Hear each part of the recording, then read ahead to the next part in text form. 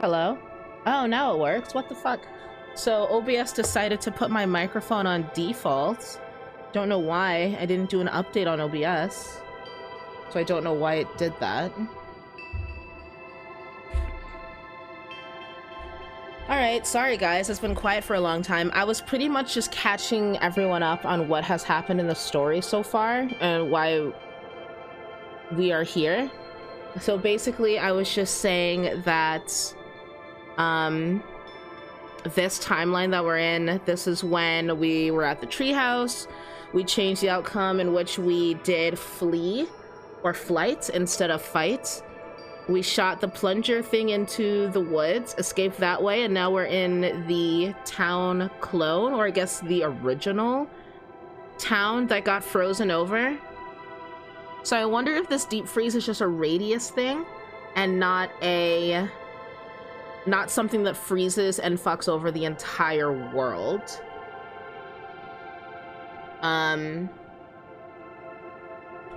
Yeah, and I was also apologizing for missing so many streams lately. It's just that this job is freaking killing me. Like, it's still a fun job, still love it. I'm just so dead tired by the time I get home. I go absolutely brain dead in my car on the drive home, and then I just die internally once I get here.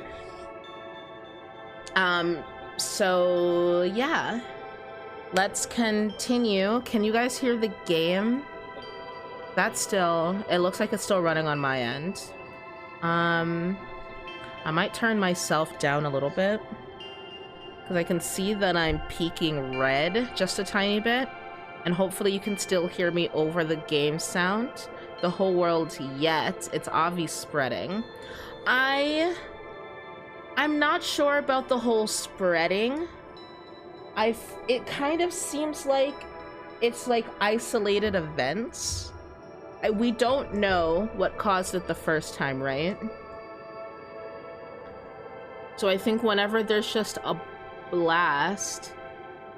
Well, I guess maybe the radius of the blast is spreading, because clearly it happened first here, and then they built outside the town. But because the source is still in this town, this original town, and when it blows up, it creates another burst. You know? I don't know. We have a lot to discover. Yes, you hear it? Okay, good, good, good. Sweet. Okay, and the guy on the radio is that... What animal is he? The creepy guy. The one who works for the labs. I already forgot. I don't remember his name. It can get awful cold out here in these woods, Luca. Whoop, hold on. Controller. Forgot. I'm using controller. Probably best you two stay put and conserve your energy. Help's on the way. I hardly stream anyway because I'm fucking tired or don't have motivation anymore. I feel that.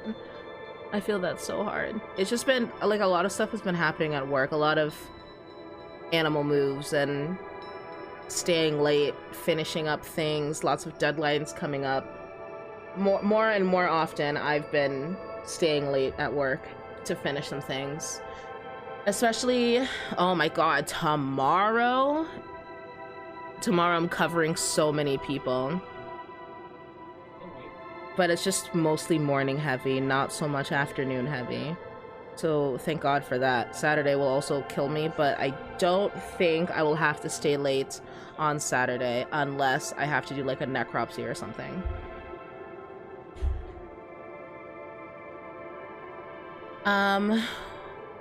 Where's Rolo? Where's my mom? Did you kill her? Oh, heavens, no. Do I seem like a killer to you? Yeah. I guess they wouldn't remember this, but in the other timeline, you told your, I don't know, lackey clones to get us. I'm assuming to capture us and do whatever you wanted. Iggy and Luca shared a skeptical look. Yeah. Yeah. Well, do I? Yeah, you do. Yeah. Aw, shucks. Now that hurts my feelings. Screw that guy. Alright, bye, Dad. Bye, Dad. We're gonna leave now. We're going down. Manhole cover. A disc of smooth metal was lightly covered in snow. 2 faint seams were visible along the surface. A bedhole cover? If it is, I've never seen one like it. Also, it's gonna take me like an hour to remember how to do everyone's voices, so I'm absolutely going to butcher it. Wait a minute. If this is the original town, then that means... Iggy darted behind a large pine and began digging furiously. What are you looking for? Emerged, holding a shoebox with a crude skull painted on its lid. What? What's that? Log story. So a few years back, I came into possession of some premium grade fireworks. Not the whippy quacker, firecracker stuff they give kids. The good stuff.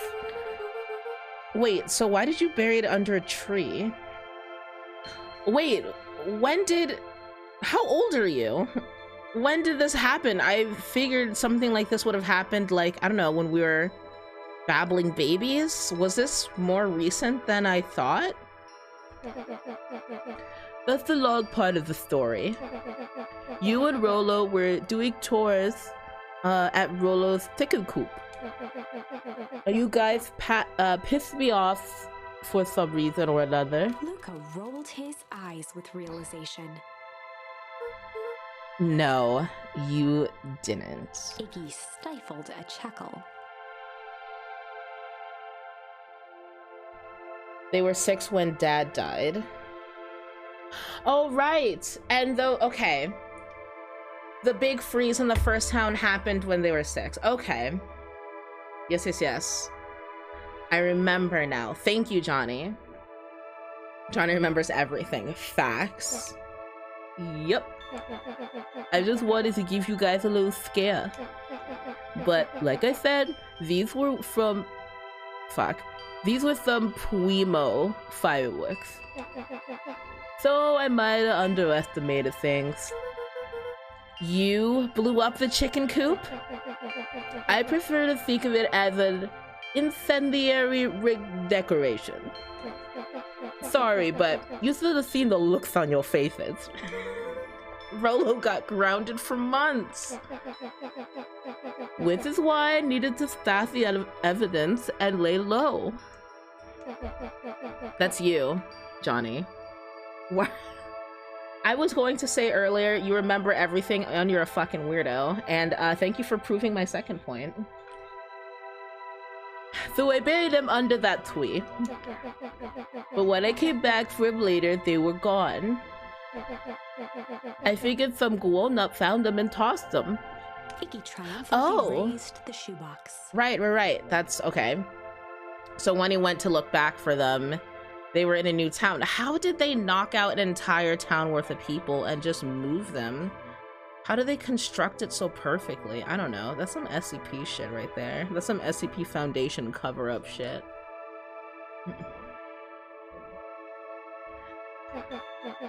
Turns out, it wasn't the fireworks that got moved.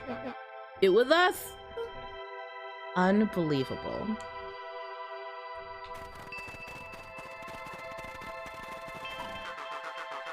Do you think this is a game? Newsflash, boyo. You're not a hero. You're a little brat who is in a way over his head. A hero is just someone who refuses to give up, asshole. Ugh, comics these days are rotting children's brains. Everyone thinks they're a spaceman superhero. I was always partial to Hank Atomic myself. Is that so? Do you really think you have a chance against us? You have no idea how powerful we are. Prepare for blast off, loser. All right, can we just like stop talking to him? Just ignore his calls, right? Just don't respond. What's even the point? Oh, here we go. Ooh, take a sip. Ice! Oh my god, Ice, welcome back. Are you happy to have your internet back up and running and all that good stuff?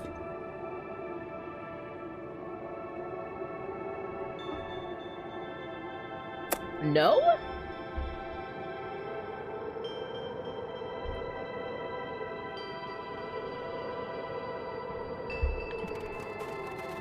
Is that sarcasm?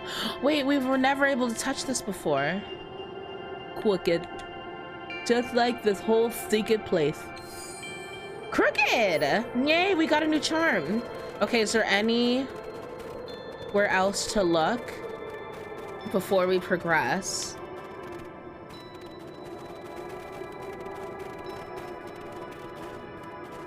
Come on. Husband decided to play redneck electrician and fucked up the 72-inch TV. Oh no, that is big sad times. You have my condolences. All right, let's look at this. Luca and Iggy inched up to the edge of the hole with bewilderment in their eyes. Arctic air breathed out of the cavern in heaving gusts. I really want to know what it is down there. Like, is it a pool of magical liquid? Is it just kind of like a mist? How far down does it go? Is it just like, I don't know, a cool looking iceberg down there? I want to know. Whoa. I can see why they wanted to move us all out of town now. But why would they dig a diet hole? I think this is it. I think this is it. Sorry. This is the source? It's a dang hole. How do we smash a hole? Oh, shit. Well... Oh, it's much more than that, my annoying little friend. It's a hole. Why we'll know what's for. Hiding the bodies of enemies. Keep the sussy minds out of the gutter, Tiff. I was not being sussy. Kerr. Where's Rolo? Oh yeah, where is Rolo? We never found that out. I wasn't lying before. He's safe. Well, safer than you two, at least. Ah, drats, it's cold. You just had to drag me all the way out here, didn't you? Mr. Kerr gazed down the abyss in contemplation. It really is something, isn't it? What did you do to our town? What is all of this? Well, that's a doozy of a question. This is the source, where they collect the unrefined, Kerr scratched the back of his head. Honestly, boys, I don't understand any of this well enough to explain it. Oh, I'm so glad someone fucking knows what this thing is. Okay. Fact of the matter is, I'm not paid to know. Wait, what? You know what? I should have assumed. I should have known you're not really the head of this. What do you mean you don't know? Ain't you in charge? Oh, heavens, no. My role is merely to flash a winning smile and manage various complications. Oh, biddies. Thanks, Ash. Complications like us? Old dudes probably in the hole, let's be honest. Old dudes as in... Oh, you are a smart boy. His face contorted. Biddies from my waifu titties. Much appreciated. They're shining now. It really is nothing personal. Some people are destined to strive for greatness, and others are simply obstacles along the way. Seems like you were destined to be a creepy lackey. The point is that we all play our parts in life. Mine just happens to be a lead in a role of a lifetime. And you happen to be extras, ready for your curtain call. We aren't giving up without a fight, my guy. Your smile's not gonna be so winning after we're done with you. Now, boys, there's no need for melodrama. It makes even a professional, such as myself, embarrassed for you. Wow. Let's change the mood a bit. Oh, sorry, I gave him a lisp for a second. Snapped his fingers. Oh, are the clones coming out? Scene change. Oh, there's the clones, but we never found out who these big boys are. There, that's better. Deal with them. Every time. He turned to Luca with a sly glance. Why are you smirking? Because I have a box full of fireworks and you don't. Iggy waved Oh, the box really, into the Iggy? air, Oh, Iggy, threatening we're to doing drop this? it We're just down gonna the end this story right here and there? You're gonna create the big freeze? We already saw Granny do this. Come on, Iggy. Let's not do this. I'm tired of changing timelines. Stop. Let's not do something regrettable. Joke's on you. Regret is one of my specialties. Out of curiosity, what would happen if I threw these in your precious hole? Nothing. Nothing at all. You're a terrible liar.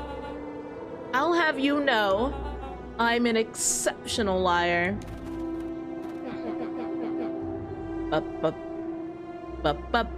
That's far enough. Iggy plucked a single bottle rocket from the box and held it up with reverence. Do you have a lighter as well? Did you hide that in that box? Stop, you fool! Call off your goons. After a long pause, Mr. Kerr flung up his hand with frustration. Why are you confused? Tell me. Type it out and maybe I can explain something. Very well.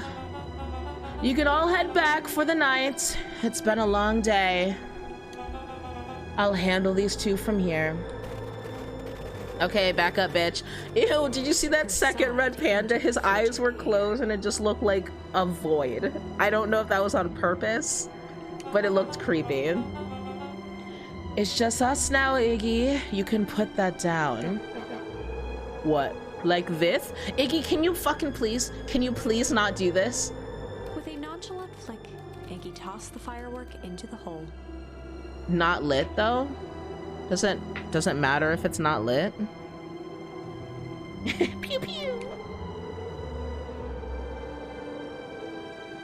Why is the kid's face like that? It's because he got radioactive goo or whatever it is. You know, the stuff in the barrels? There was a puddle of it in the forest and we splashed it on him. Yeah.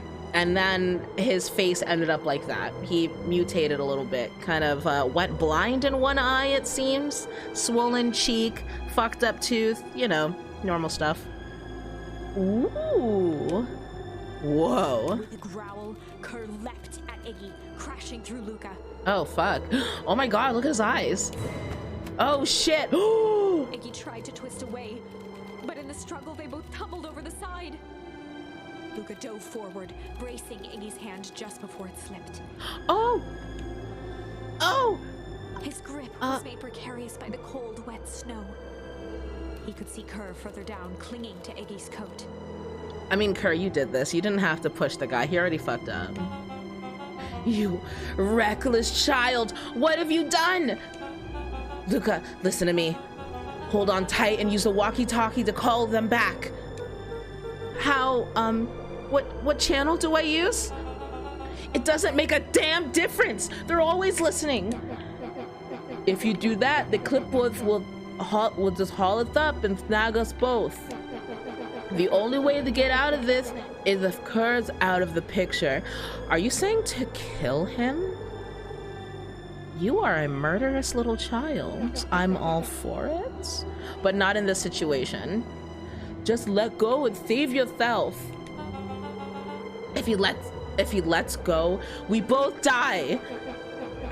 I don't want to die, but seeing the look on your face almost makes it worth it. Oh my god. Iggy's story ends here. It's about to. Kill Kerr, do it. Mr. Kerr, you've had a long life! Dude, Luca was convinced so quickly. Fuck! Why don't you actually do something selfless and just let go? Mr. Kerr gasped with insult. I mean, yeah, shit. Imagine someone just says that to you. That's so fucked up. Hey, do you mind just killing yourself? You know, please? Long life? I'll have you know I can still play 25. You should have heard me sing the part as Phyllis Young. Phileas, whatever. His eye, Mr. Kerr began to hum a proud melody. Really? Yeah. I don't know what the fuck you're singing. Wow, can you believe this guy? This is so mean. This is such a mean scene.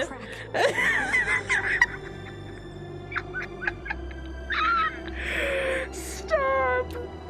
Kurt, just let go.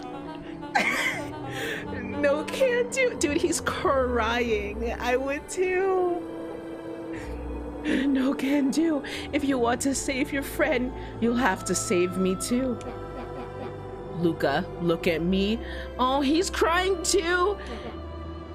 It's okay. Luca felt Iggy loosen his grasp. Iggy, Penny, please, all of you, just chill. Why are we just murdering people? You aren't going to kill your friends like that, are you? Every muscle in Luca's body burned. Luca, can you just fucking, I don't know, call someone? I'm not his friend. Yes, you are. Nah, I'm just a no-good bully. Like you, Kerr. Iggy, no. Luca felt his hand slipping. And I told you what you need to do with bullies. I can't. It's your only way out of this mess. 2 birds with 1 stone. It makes sense for us to fall together. Wackadoos travel in packs. A calm settled over Iggy's face. Oh my god. Luca, let me do this. Iggy's voice was colder than the bitter air billowing from the chasm. Let me do the right thing for once. Okay, well, no. Refuse.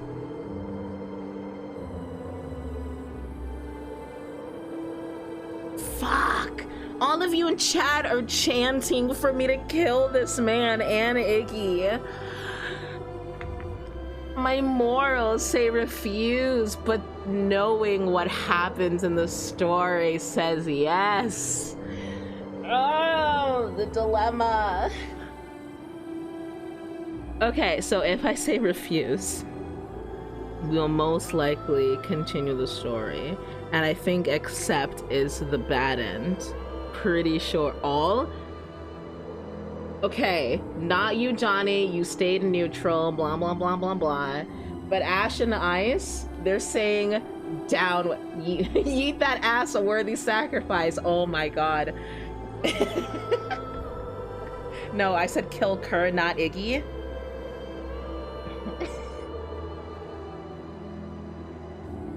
Oh my gosh, Ash, that's like half a vote. It's either 2 or none. We can't have one and not the other. God damn.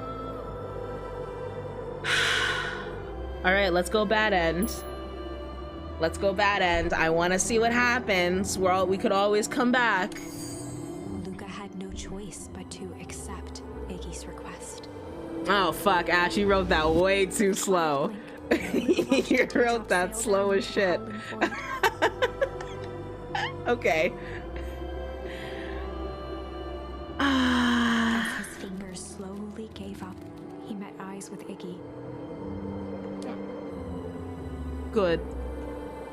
Oh, like a fucking rock. The two silhouettes were swallowed by darkness. I wonder if it's a painful death or something quick. Excuse me? He only threw one rocket down there. Oh, his backpack. Right, never mind.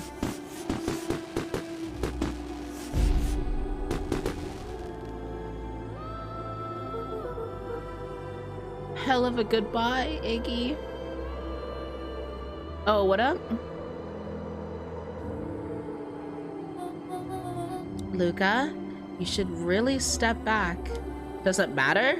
Aren't we all going to freeze? Quickly. What? Curious. But of course. Those fireworks of Iggy's must have been just the right amount of energy. We should get out of here before perennial harvest arrives. Are you? That was the correct end? Not until you tell me what just happened. Your friend's sacrifice just saved this town. Are you serious? For a little while, anyway. Oh. How? Tempest liquamine is a peculiar substance. Liquamine? It can change the relationship between matter and time itself, but doing so requires unfathomable energy. In a closed system, that energy can only come from its surroundings. A useful side product of this property being, by adding precisely the correct amount of energy to it, one can create a cryogenic cascade. So the gunk that makes things cold and the fireworks made the whole freeze over? That's one way of putting it, yes. As dumb luck would have it, the fireworks weren't strong enough to generate a runaway reaction. Oh, that's kind of handy. I shudder to think what would have happened in that case. We have some idea what that would look like. It will take them a good while to safely break through and access the source again. If you know all of this stuff, why haven't you been helping? I have been, in my way. Each one of us has our role to play. Iggy's role, it turns out, was to buy us precious time. Mine has been to observe and wait. Wait for what? You. Me? Why? What's my role? A fierce twinkle flashed in Nat's eyes. Luca Van Horn, you are going to save the world. With a chuckle, Nat turned and walked west. Dumbfounded, Luca followed behind him, trudging through the snow. Every step taking him further away from everyone and everything he knew, and closer to destiny.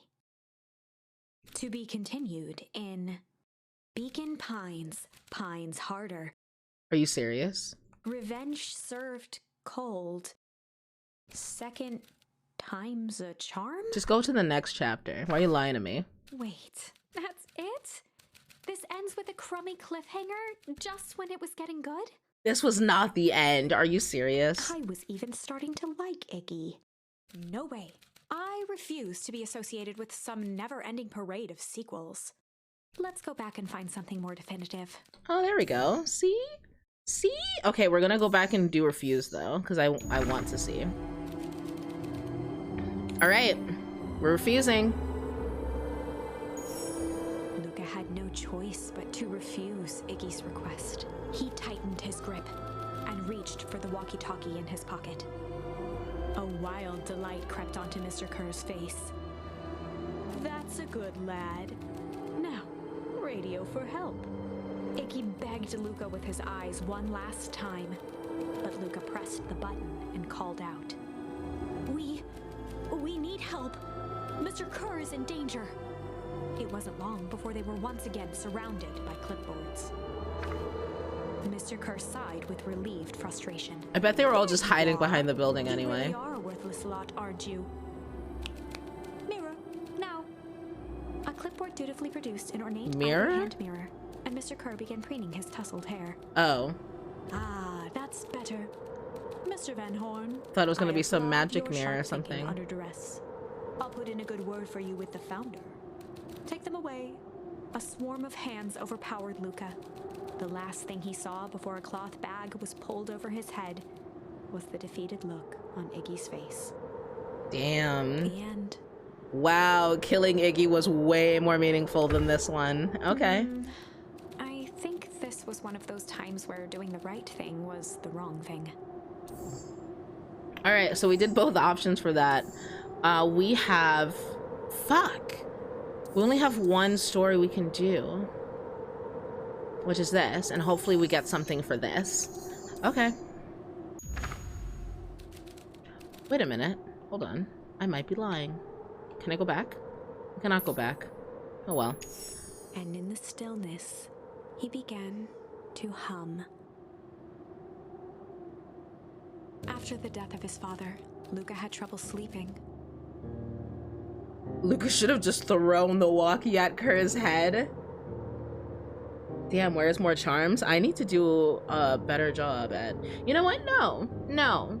I think I was doing a fucking fantastic job at touching everything. I think it really depends on what storyline I'm on. Each night, his mother would sit at the foot of his bed and hum a gentle melody. It was the only thing that could calm his mind. The only thing that, however briefly, could make it all seem okay. That melody pervaded every memory Luca had of his mother. Shivering in the raw snow, he began to hum it out loud.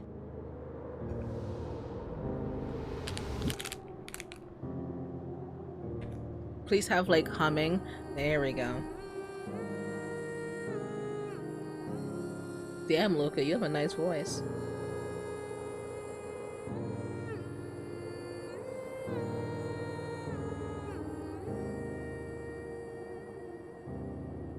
Dude, touching everything is my favorite pastime. Right next to sleeping. Listening closely.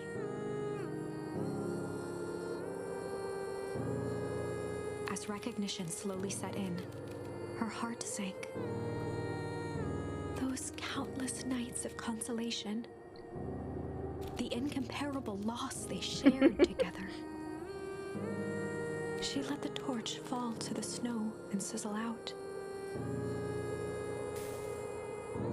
A few steps toward Luca was all she could bear before dropping to the snow herself.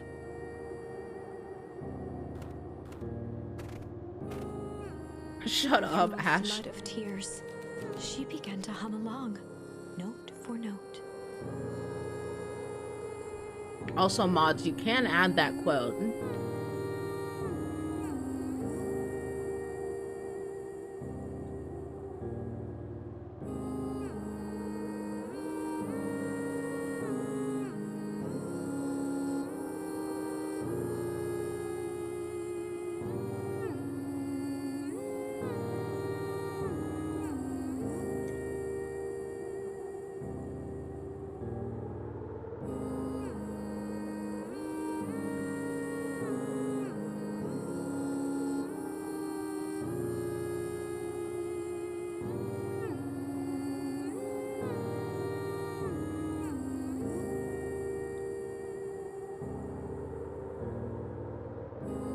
Am I supposed to press something? Luca lifted Oh, his yes. head in Yes, I am. astonishment. The last time he heard that melody was the last night he saw his mother. How do you know? I'm so sorry, my little buckaroo. Buckaroo? What? Wait. No. No! The only people who call me that are my dad and your mother. Are you? Luca blinked through blurry, watery eyes. Gran has trying been to my see mom this clearly. whole time? She got turned old like Iggy. I mean, Iggy didn't get turned old. What's her face? What's her face got turned old? He could just make out the impression of a familiar face. He peered across the snowscape at the woman on her knees. Something about her was undeniably his mother. Only smaller, older, changed. Mom? That's right, buckaroo. Mama! Luca sprinted as fast as he could toward his mother. They held each other close, and the cold retreated from their bodies. Eleanor? Yeah, you're hitting on the wrong one. Say the fuck over there, you creepy old bastard. I thought you were gone? You should have known I never abandoned my son. Eleanor looked down at Luca, tightening her embrace in an appeal for forgiveness. How? You're a smart man, Joseph. I thought you'd have pieced it together by now. You were exposed. Mom, why didn't I understand any of this? What happened to you? Where did you go? Why did you leave me? I never left you. I was always right here, Luca. Why did you lie to me? It tore me up, Luca, but I did it to keep you safe. I thought that getting answers would help us both move on. But the more I discovered, the more I realized the danger we were in. Until perennial harvest was stopped, it was better if everyone thought I was gone.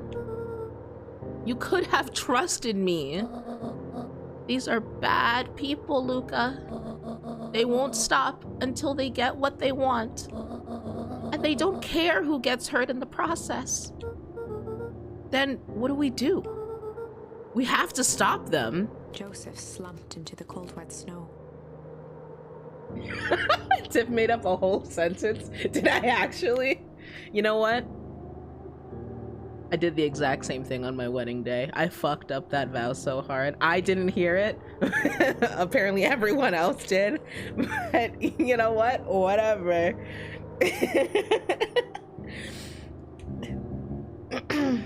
They can't be stopped. This is too big. I can't stop laughing.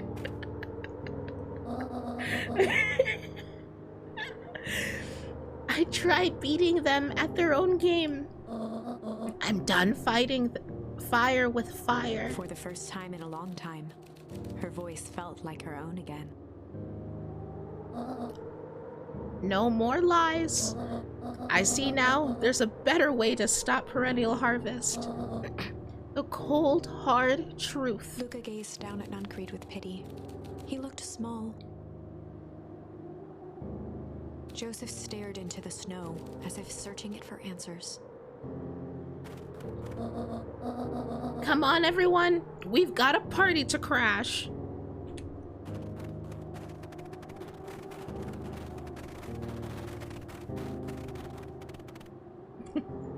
Oh, that one. Okay, then yes. I realized it after I said it, but I wasn't gonna fix it. I don't understand. He always wins. Chapter 9. The Devil You Know. 7 months ago, Eleanor Van Horn crept down the maze of sterile hallways under perennial harvest. She stopped in front of the large steel door marked Deep Engineering. No turning back now. I'm sorry. This is Mom's story now? She raised a trembling hand. The stolen keycard worked as promised, and the door buzzed open with mechanical efficiency. She was immediately hit with the smell of disinfectant.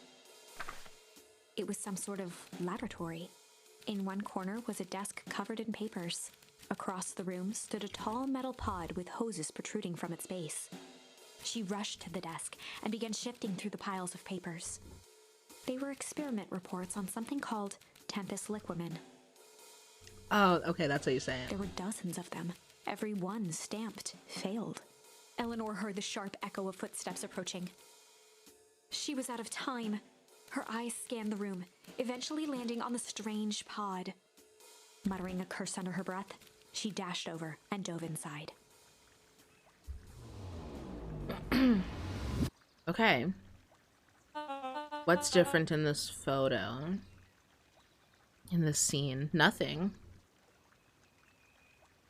Nothing. Everything's the same. Okay. And this is what change is all about.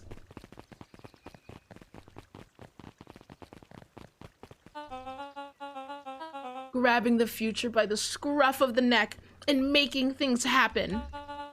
Change is a choice. I am tickled pink that we will all be making that choice together. How great is that? This man is a liar! Excuse me? I will not. This town has a dangerous secret, and perennial harvest only exists to keep it hidden. Nonsense. They picked up the whole damn town and moved it right under our noses. I mean, they built a new one, but yes. You aren't making any sense, dear. Mr. Kerr addressed the crowd with a sarcastic tone. Imagine such a thing. It's absurd and just plain impossible. They promised they could fix the foul harvest. They told us they would clean this place up. We just had to leave town for a few days. But while they had us evacuated, Mrs. Hartford, I'm afraid I'm going to have to ask you to. You're afraid of a lot of things, aren't you? You sniveling little worm. This is growing tiresome. A little help, please? Man, this bitch needs to snap his ass backwards. Don't you all see? This festival is a sham. An excuse to have the whole town gather in one place. They're planning something awful. I don't know what, but these people are wicked. Don't listen to her. She has absolutely no proof. I am the proof. I'm Eleanor Van Horn. Whispers filtered through the crowd. Well, aren't you just sneaky as the dickens? We all knew Valentine's fertilizer was too good to be true. And now this whole town is paying the price. Ladies and gentlemen, I'm so sorry about this disruption. My associates will take this obviously disturbed woman somewhere comfortable so that she can get the help she needs. She's not the one who's disturbed. You two-timing clown. Oh yeah, they're really good at these insults. You all know there's something wrong with this town. It was just easier to look the other way. The truth is... Oh, hello. Little cutie, what are you clapping for? That's quite enough, Mr. Nuncreed. Torment dragged on Joseph Nuncreed's face. Damn, Joseph, you just got silenced by a 12-year-old. Yes, sir? Okay. Take them away. No, I want them to see this. The tempestuous Eleanor Van Horn. You've been quite the thorn in my side. Like a weed that's burrowed in where it doesn't belong. I must confess, you look dreadful. Wait a minute. Is he not a child? He might not be a child. Like Eleanor is an old woman. I feel like maybe the fertilizer made, I don't know, the mayor, the head of this town, the founder of this town, like a baby. He paused for a moment, plucking a piece of fuzz from his sweater and discarding it to the ground. That's my theory. I don't know. Consider yourself in rare company. You've managed to pull one over on me. It won't happen again. I knew you had some sort of plan to disrupt our little party. But alas, I expected something a bit more impressive than incoherent rambling. No matter, your failures are yours to bear. Mr. Kerr? Yes, sir? It's a shame it was cut short, but I thank you for the rousing oratory. I will take it from here. Yes, sir. Of course, sir. You have done quality work for me, William. You can look forward to the recompense we agreed upon. Kerr gave a bow of deference. Huh? Johnny theorized this last time and was told he was crazy. I am the old coot in the corner who's always right. I don't believe you. I don't think that's true. I don't believe you said anything. I need full documented proof. Sorry, but you're gonna have to watch the entirety of last stream and then screenshot what you're talking about. Gasps rippled through the crowd. Thankfully, we can dispense with the formalities from here on out. Solomon pulled a glass vial from his pocket. In one smooth motion, he downed its contents. A triumphant smile grew across Solomon's lips. You can all call me Sharper Valentine! I knew it. See, didn't I call it? Me, Tiff, who definitely called it first. 100%. Give me 5 fucking minutes when I get sober. His body and face began to contort and expand as he disappeared into a belching green mist.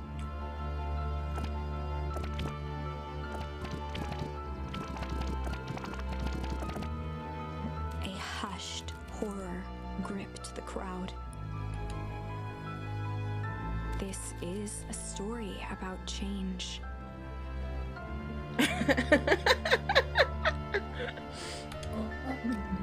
How's Johnny? Go sit down. What? No! So you didn't see that coming? Good. Sharper examined his new hands. Well, this is quite the improvement.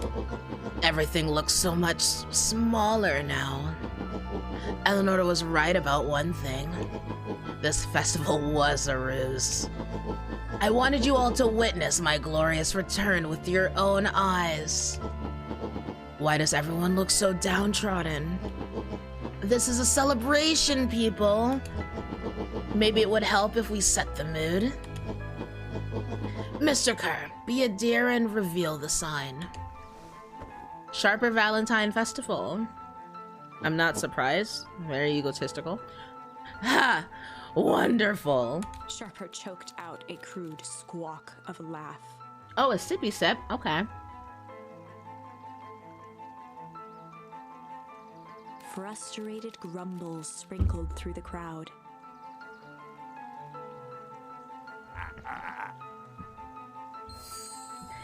You malicious bastard. Malice? Okay, we got another charm. I'm glad you're back, but so I can tell it to your face. You destroyed this town. I don't remember his voice. We ain't gonna let you get away with it again. Sorry, this is not the time for audience participation. Some assistance, Mr. Kerr? William Kerr gave a subtle nod to the clipboards. You coward! Another sippy sip. Does anyone else have something to contribute? A helpless quiet settled over the crowd. All right.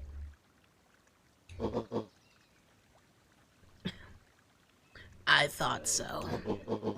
Did you all truly believe you could be free of me? A town of complete and utter fools. They did just take the old man out back. Do him dirty like old Yeller. You people should be celebrating my return. You're clearly lost without me. And that leads me to leads me nicely to my children. Daddy?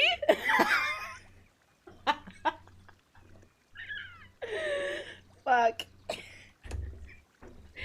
Daddy? I gave you both the greatest gift a parent can give. The opportunity to prove yourselves in my absence. Oh, he's gonna say they were both shit. He's going to ruin their happiness in a snap.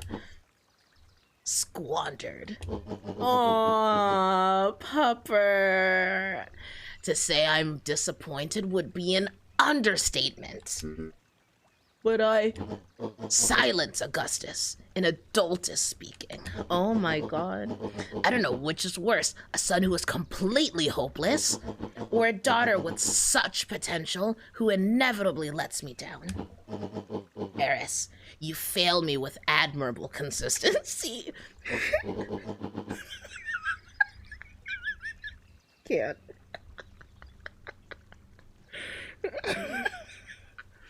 Hold on. I can't.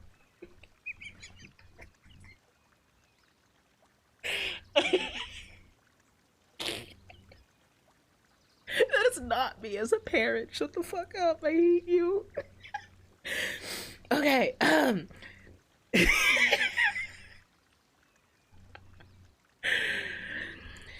Thankfully, I was counting on it this time. Father, I have been wasting my time, my dear. What have you accomplished? I've focused on cementing our legacy. Legacy? Who needs a legacy when you can just live forever? But what about... It's all right, kiddo. I'm afraid you suffer from a complete lack of imagination. There's just no helping it. I can't get through his whole lines. Now then, where's Joseph? You didn't take the opportunity to slip off, did you? Oh no, he was just sitting there scratching his belly. Ah, there he is. Everyone should give him a hand. None of this would have been possible without Joseph. I think you've said enough. Nonsense. The people deserve to know how helpful and loyal you've been. I only did what I did because he left me no choice. You always had a choice, Joseph. You were simply too weak to take it. No matter. Cheer up. You are about to be rich beyond your wildest dreams. You should follow Mr. Kerr's example. When I found him, he was in a sorrier state than any of you.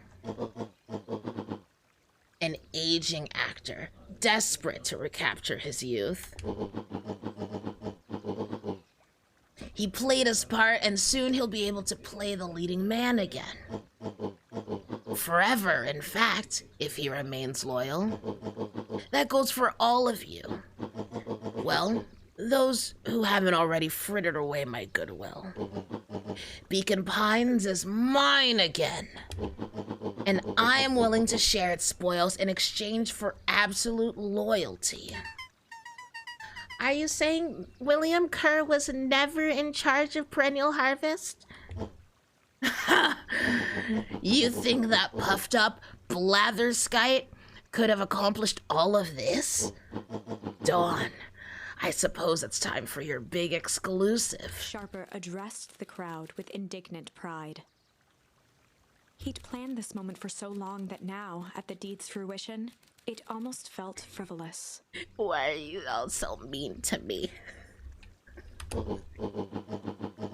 You see, I needed a figurehead to hold things down while I orchestrated my return. Someone to misdirect, lie, and bilk this town for a spell. So I invented William Kerr. Take your bow, you've earned it. Mr. Kerr flourished a preposterously elaborate bow. Yep, of course, I would not expect anything less.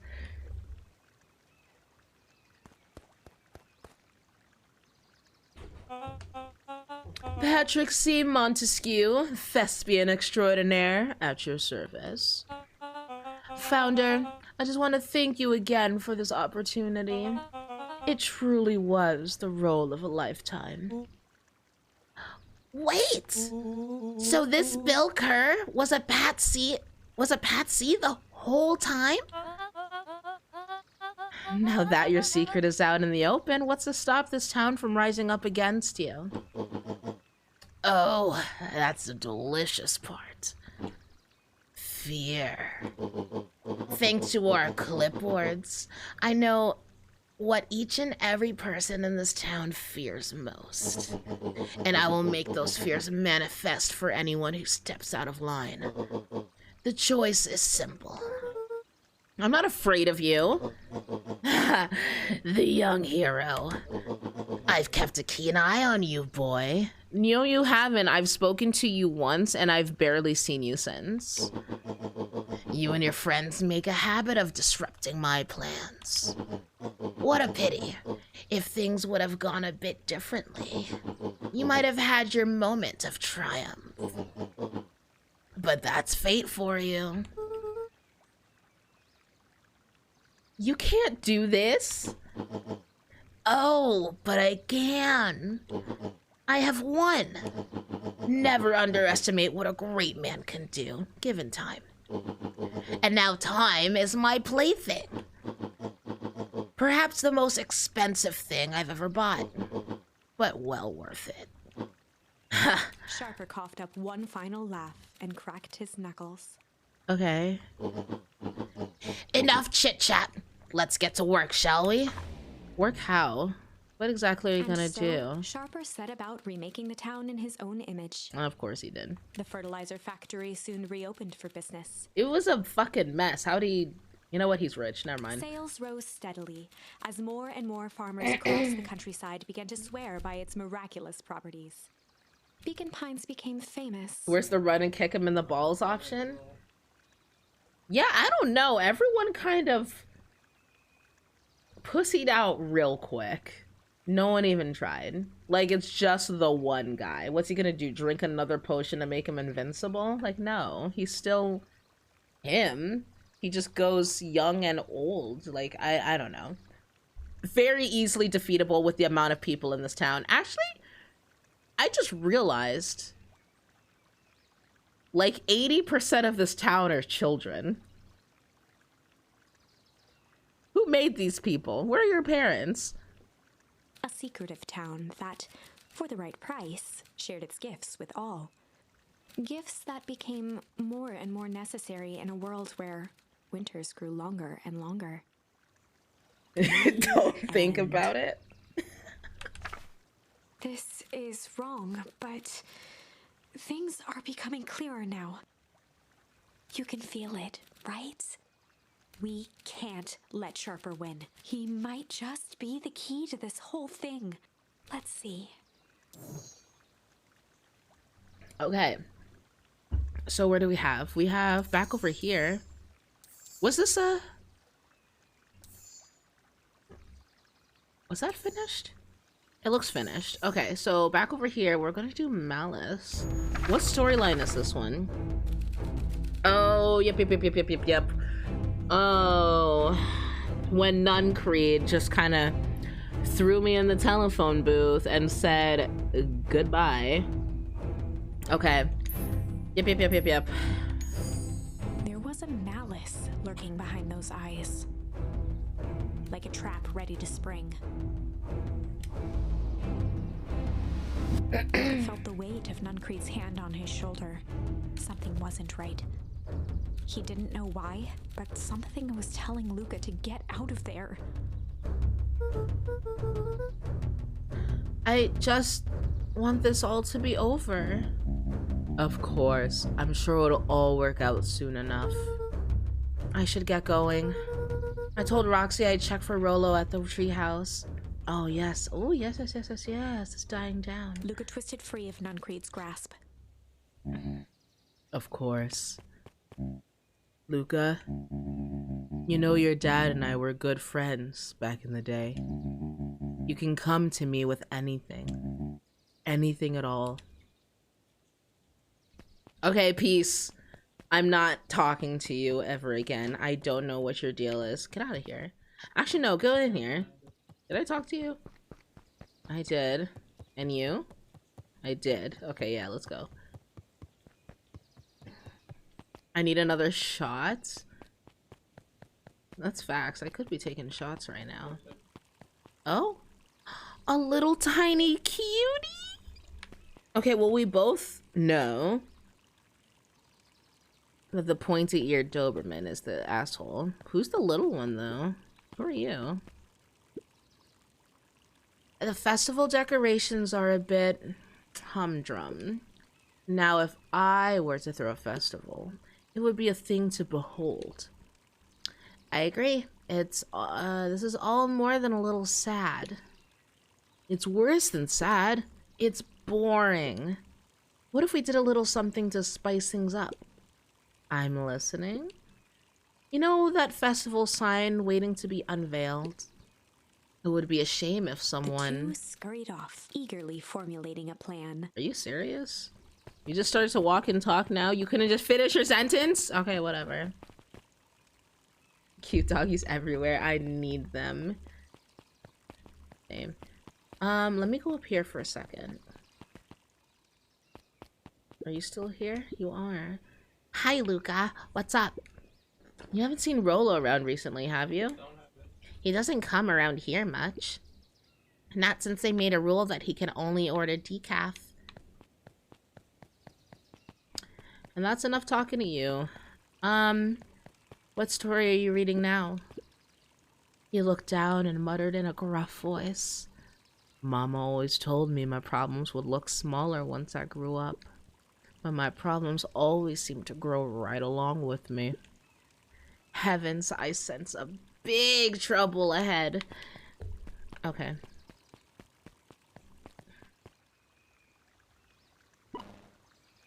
Identify yourself, please. Nellie Modwell. I work here now. I am unable to locate you on our staff roll. Oh, I don't officially start until tomorrow. Mr. Kerr said I could come in early tonight to get a few things done. Hold on, please. Clearance authorized. Thank you. Our harvest awaits. I keep forgetting she works for them. We haven't really seen much of anything of her, I guess. I don't know. Wow. You got a wrench to get a noggin sneaking up on... Oh, fuck. You could get a wrench to the noggin sneaking up on a guy like that. Don't scare a man while he's junking, sonny. Evening, Jeff. Isn't it kind of late to be junkin'? I might as well ask you the same thing. Find anything good? Bah, ever since Perennial Harvest moved in, even the junk is trash. You can learn a lot about a person by looking at what they throw away. I changed his voice so many times. Oh my god. With this bunch, it's all shredded paper and coffee cups. Oh shit, I mashed it. My bad. I didn't see nothing. If you didn't see nothing... See what? Exactly. I'm gonna stop talking to him. You have nothing to say. You're sleeping? Nothing to say. Okay, cool. Alright, we're just going around touching everything. Can't talk can't talk to you. I know the treehouse is that way. But out of curiosity... Still can't go that way.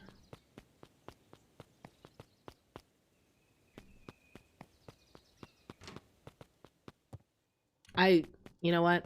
No. I'll just go. I'll just go. Am I supposed to talk to my dad like every day? I never tried, I don't think.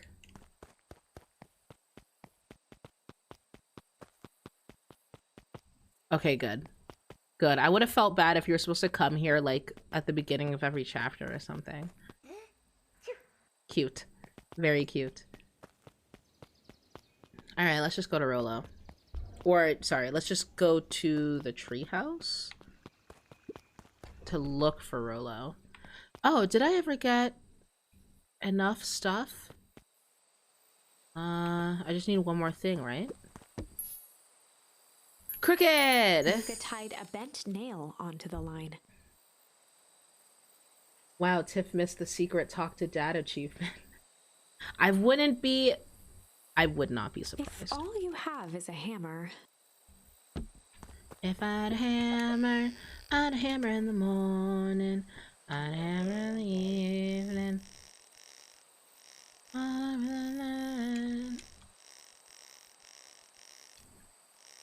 Ooh, oh my god, that actually scared me a little bit. I jumped for some reason. Oh, is that not the last thing? It's a photo of you and Uncle Joseph. Let me see that. Huh. Look at those two young fools. How did it end up at the bottom of the pond? Who can say? Some things are just hard to explain. I miss Uncle Joseph. How come he doesn't come fishing with us anymore? He's busy with his new job at Valentine's. What's a new job got to do with him fishing with us? It's complicated. Like I said, some things are hard to explain. Papa. I'm sorry you're gone. I can keep talking to you? Oh, new bait. Okay. Yeah. I feel like we're getting really, really close to the end of the story. I hope I find all of the bait stuff. Yo, what up? Rolo? He aired a long holler into the woods. Rolo!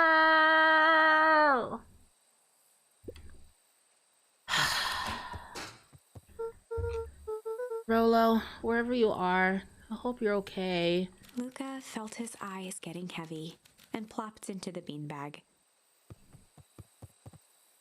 He conceded to its lumpy embrace. Wait at the treehouse in case Rolo shows up. Once again, Luca found himself in a vast black expanse. This time, he knew exactly where to go. He took a single confident step forward. The world flickered and pulsed. He found himself standing in front of the frigid air of a blazing campfire. The source. He plopped down cross-legged and gazed into the cold flame, waiting. Soon enough, the fire began to die out, popping sporadically, until all that was left was a single ember. Luca stood up and dusted himself off. He plucked the glowing ember from the cold ash, examined it, and slid it into his pocket. A keepsake. The voice of his father spoke behind him. "You made me proud, Buckaroo." Luca turned to face him. "Dad, what is this place?" A warm grin grew across his father's face. "A place where everything that has been and everything that could be all wait together." Luca found himself staring at his father's face, trying as hard as he could to memorize every single detail. Wait? For what? Another voice spoke out as Luca's doppelganger stepped forward. "That's up to you." Without knowing why, Luca began to weep. Is any of this real? Are you real?" Luca's father bent down to smudge away a tear. "Of course. I'm as real as the part of you that misses me." Luca turned to look at the older version of himself. "And you?" The doppelganger choked back tears. "I'm as real as the part of you that's angry he's gone." Does that make sense? Through his tears, Luca laughed.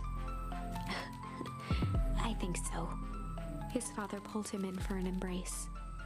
"Time to go, Buckaroo." Luca was startled from his dream by a banging on the floor. Are you in there? Who is that? A commanding voice rumbled from below. Who's that? Just as Luca sprang to lock the entry hatch, the door knocked open. Chapter 5. Dangers big and small. Luca stumbled back. He heard the rope ladder creak under significant weight. Significant? Is it the sister? God, I hope it's the sister. Keeping his eyes fixed on the hatch, he inched backward to the balcony. As his hand grasped the door handle, Luca froze. A large figure clumsily wriggled up through the hole.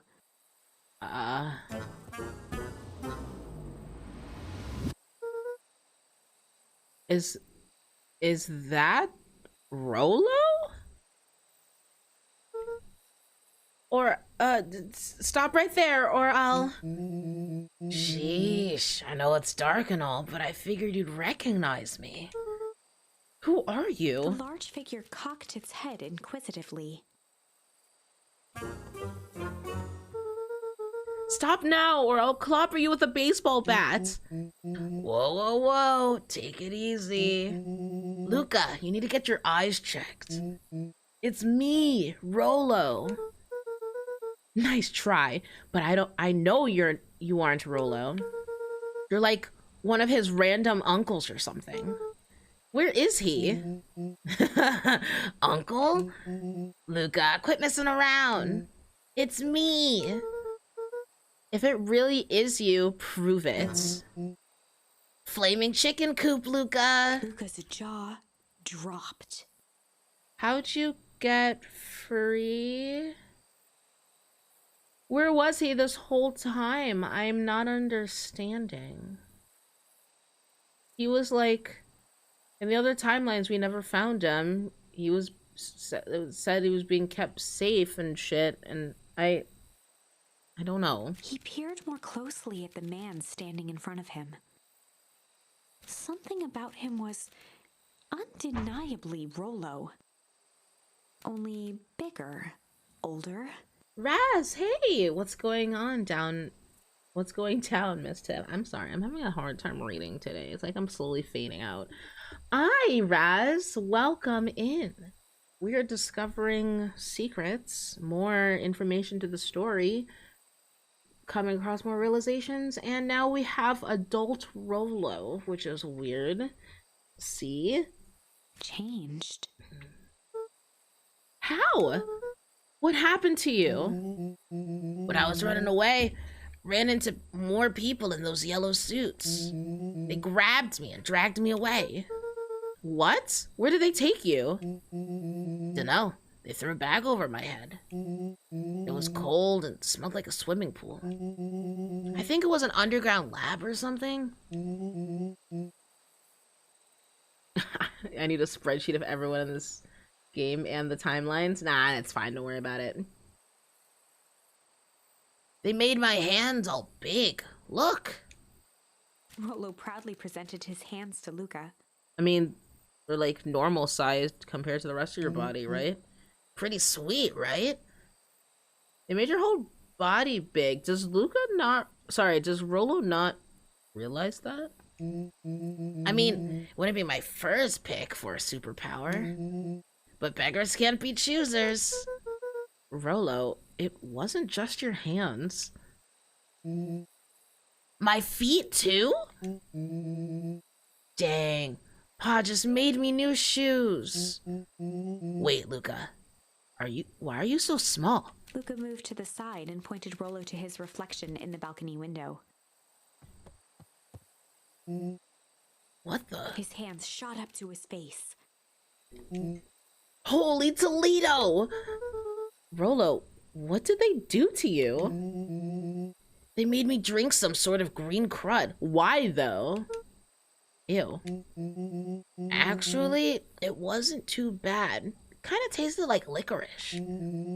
I passed out and woke up like this. And then I sorta smashed open my cage and escaped. Whoa, you smashed open a cage? Kinda. At least I think I did. It's all a bit of a blur. They had you in a cage, though? Who are these people? I don't know what to do. I don't know who did this to you, but we're gonna fix it. Fix it? This is awesome! Well, I'm just glad you're safe now. Luca, you don't need to worry about me. Sure, I got snatched, but look at it this way. I got snatched. I know where snatched people go. We may finally have a lead on what happened to your family. Maybe you're right, but this all seems dangerous. Danger. Rolo shadowboxed a few jabs. I'll take them all on. Yo, what up? Oh, her hair's blue now instead of gray. Hey, fellas, what's up? With a yelp, Rolo dove behind Luca. No, yep, there's the Rolo we know and love. The pussy. Did I come at a bad time? Who the heck are you? This is Beck. Sorry, something truly bizarre just happened and I need help. I didn't know where else to go. So you're just hanging out with your large adult friend? No, this is my buddy Rolo. This is your missing friend? One and the same. He seems a little old. I'll have you know this is a recent development. What the heck does that mean? Oh, I'm sorry. You're the one who just showed up out of nowhere. So we'll be asking the questions here. That's fair. How did you find us? That's fine, Ash. I hope you sleep very well. In case you do fall asleep. Your silly little treehouse? I think you mean our silly little mission control? I hate to break it to you, but your secret path isn't so secret. And I could hear your racket from a mile away. See, Luca? This is why we need to improve security around here. Not now, Rolo. Beck, you said something bizarre happened? Yeah, but... She shot a nervous glance at Rolo. Anything you can say around me, you can say around Rolo. This has been a weird day all around, hasn't it? Yep. Beck's eyes narrowed. Okay. So, it all started when I made it back home. My first order of business was to try salvage my hair. So I dyed it with some stuff from the chemistry set my mom gave me. Oh, a play-by-play. We never got that. Okay. Just need to play it cool and hope no one notices. Notices what? It's classic. Oh, nothing. I was just, Come over here. Let me have a look. Oh, honey. What in the world did you do to your hair? I just kind of felt like a change. This is going to take forever to grow out. Why? Who cares? You were the one who said that change was a good thing, right? I was talking about your mother's new job. I was talking about us moving. Well, I guess I just took your lesson to heart. Ilona tried to put on a smile. Before I forget, I came up here to tell you that Nellie had to go into work. Tonight? Her and Mr. Kerr decided it would be good for her to get some things done before tomorrow. That Kerr guy that Kerr guy seems like a grade A creep. Beck! He is, Mom! Him and his weird cult of personality. You are not going to ruin this job for Nellie. It means too much to her. Oh, I know exactly how much it means to her.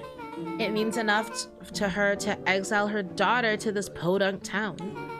This place sucks. The people are weird. You just don't know them yet. It's always cold. We're in the mountains. You'll get used to it. I can't even pick up a single decent station on the radio. It's all banjo music and farm reports. You know, I grew up in a town not that different from this one. Is that why you're better at talking to plants than people? Ooh, back here, you gotta reel that back, honey. You're about to piss off your very gentle and nice mother. Okay. So here's what we're gonna do. First of all, you're grounded. Yeah, knew it. Oh god, Mom, fuck off. What is this? What is it with moms and changing hair? I don't know. I don't know, actually. My mom was the same way. But I never dyed my hair. Usually just different forms of length. Cut my hair a lot. Mostly when I was older. But, didn't like that. Who cares? 'Cause it's my hair. Do what I want. What? In the morning, I'll have Nellie come and see what we can do about fixing your hair. You need to look presentable for the festival. She is presentable. I like the blue, but not another peep. She sighed, and after a moment, looked down at Beck sympathetically. I know moving is hard, honey, but that doesn't mean you have to make yourself miserable all the time. Other people seem to have that covered for me. Oh, and if you decide to rebel by dyeing your hair more... She flashed a sly grin and tousled Beck's hair. I'll just shave it off for you.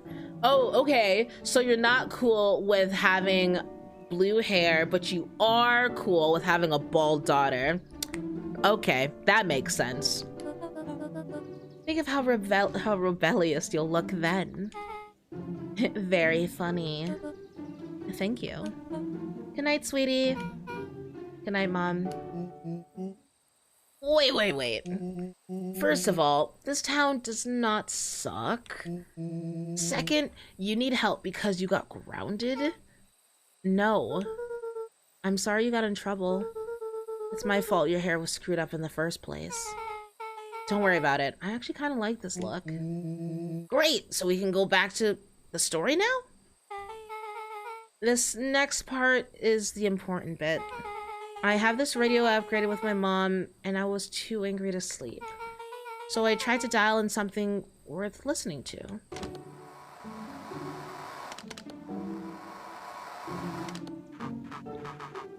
Mr. Kerr, are you there? Mr. Kerr. Yes, I'm busy. What is it? Apologies, I have the founder on the line. Patch him through immediately. One moment. Hello, sir. It's so nice to hear from you. Why are these like over the radio?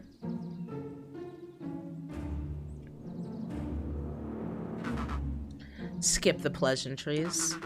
What's your report on our new lead researcher of deep engineering? Oh? Nellie Modewell seems to be integrating nicely. At this very moment, she's working to help us meet our deadline. She offered to work overtime before I even had the chance to suggest it. Excellent. And you have faith that she's capable of finishing the work left by her predecessor? Her work must be completed before the festival. I'll make sure she stays day and night until it's accomplished. Good. You know how I feel about loose ends. Yes, sir. Once she has finished the work, we need to make a determination regarding her long-term prospects in the company. Immediately, sir? I usually have more time to fully bring people into the fold. We are in the endgame, Bill. After your failures with Dr. Prescott, I can't afford to take any risks. Of course, sir. No loose ends, sir. When she finishes the work, she will either leave the office completely committed to perennial harvest, or she won't leave at all. Perfect. Sir, if I might suggest, maybe we should delay just for a bit? Oh? It's just, we seem to be rushing to hit this festival deadline, and rushing into things has caused some issues in the past. I see. Please understand that I just want what's best for you. I'm eternally grateful for all you've done for me. Bill, I'll make this very clear for you. I brought you in to make things run smoothly, not to have opinions. Of course, sir. Chin up, Bill. You're only a few days away from having everything you ever dreamed of. Yes, sir. Thank you, sir. Whoa. Yeah. Just so we're clear, when they said loose ends, they were talking about murder, right? Like actually killing someone? Capital murder? Luca gave Rollo a quick elbow to the ribs. I mean, to be fair, I don't really think Luca is anywhere to judge that. Very quick to, let certain people die in a hole. Who is this founder? I was hoping you guys would know. Nah, as far as we know, Kerr is the top banana at Perennial Harvest. He sounded scared of this founder guy. So we have an even topper banana on the field. What the hell is my mom caught up in? Has she talked about the job much? Not really. She said she was going to come in and continue to the work of someone she respected. Luca, do you think that body at the warehouse was... No. Oh. Okay, I thought they were going to suggest it was Beck's mom. But yeah, that would have been way too soon. The person Beck's mom came to replace? That would make sense. Beck? It seems that, like, Nellie's predecessor got, loose-ended. I'm getting that impression, thanks. Okay, so we need to get your mom out of there before the festival happens. That's 2 days away. Won't she just come home after work? The creep on the radio said they were going to hold her there until then. So if she's not coming out, we gotta go in and get her. Beck flicked a large sheet of paper out of her pocket and slammed it on the floor. Maybe this'll help? Does she have a map? You have blueprints? Well, it's really just a welcome map from my mom's PH orientation day. But it shows the layout. Sure looks like blueprints to me. Look, there's the reception area. There's a big room marked Founder's Office. It even has the exits marked. Guys! We have a deadline. We have an objective. We have blueprints. You realize what this is, right? Willow started to wiggle with excitement. I think we're heisting. This is officially a heist. Chapter 6. I'ma just sit here and not like understand what's going on. Okay, so we are in a town. The town is called whatever the name of this game is. I already forgot. Something Pines. Yes. And in this town, there was a foul harvest where it kind of seems like we never really got like a big description, but it kind of sounds like all their crops went bad. And so Perennial Harvest is this big corporation who came in, said they were going to help the town. They created this amazing fertilizer. And turns out this fertilizer is super interesting, actually. It can like make someone young, it can make someone old.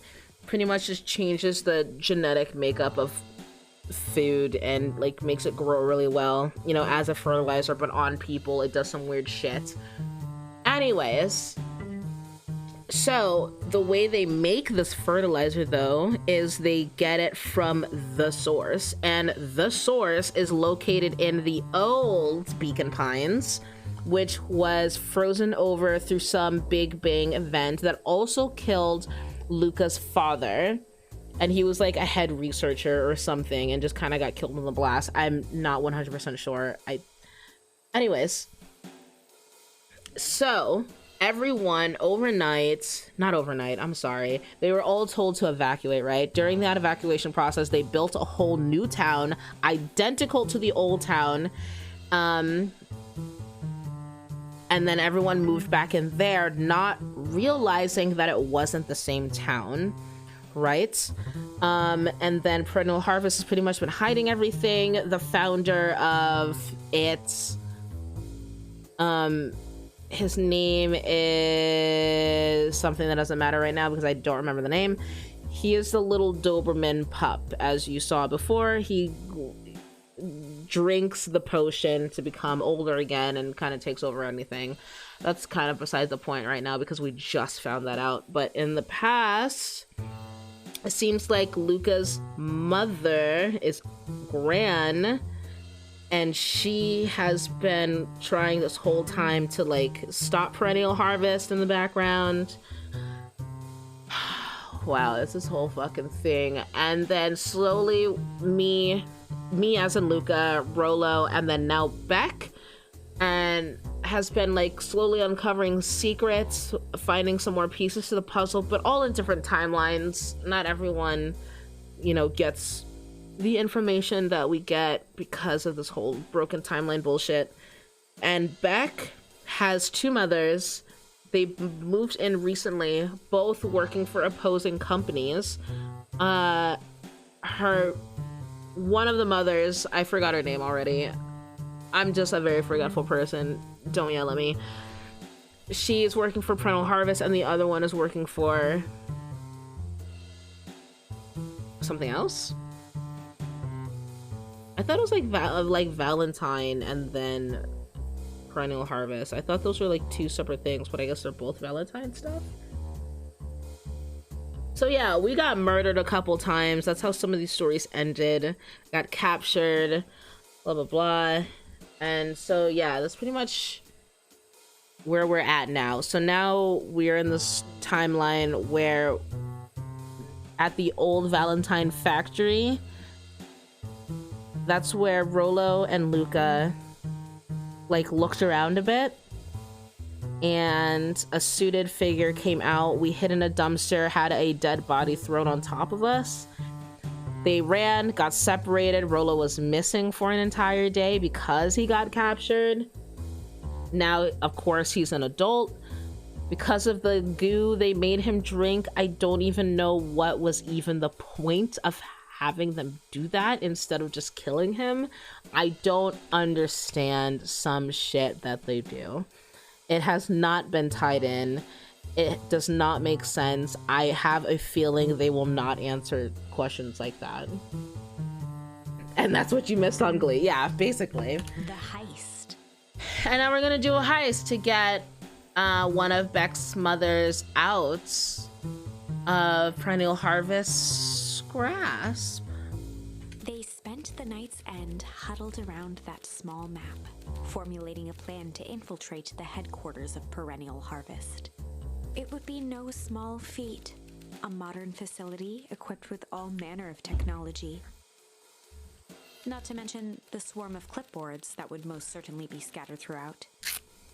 By the time the sun began to peek through the car window used as a makeshift balcony door, all were in agreement. This could just work. The final day before the festival would be used to prepare.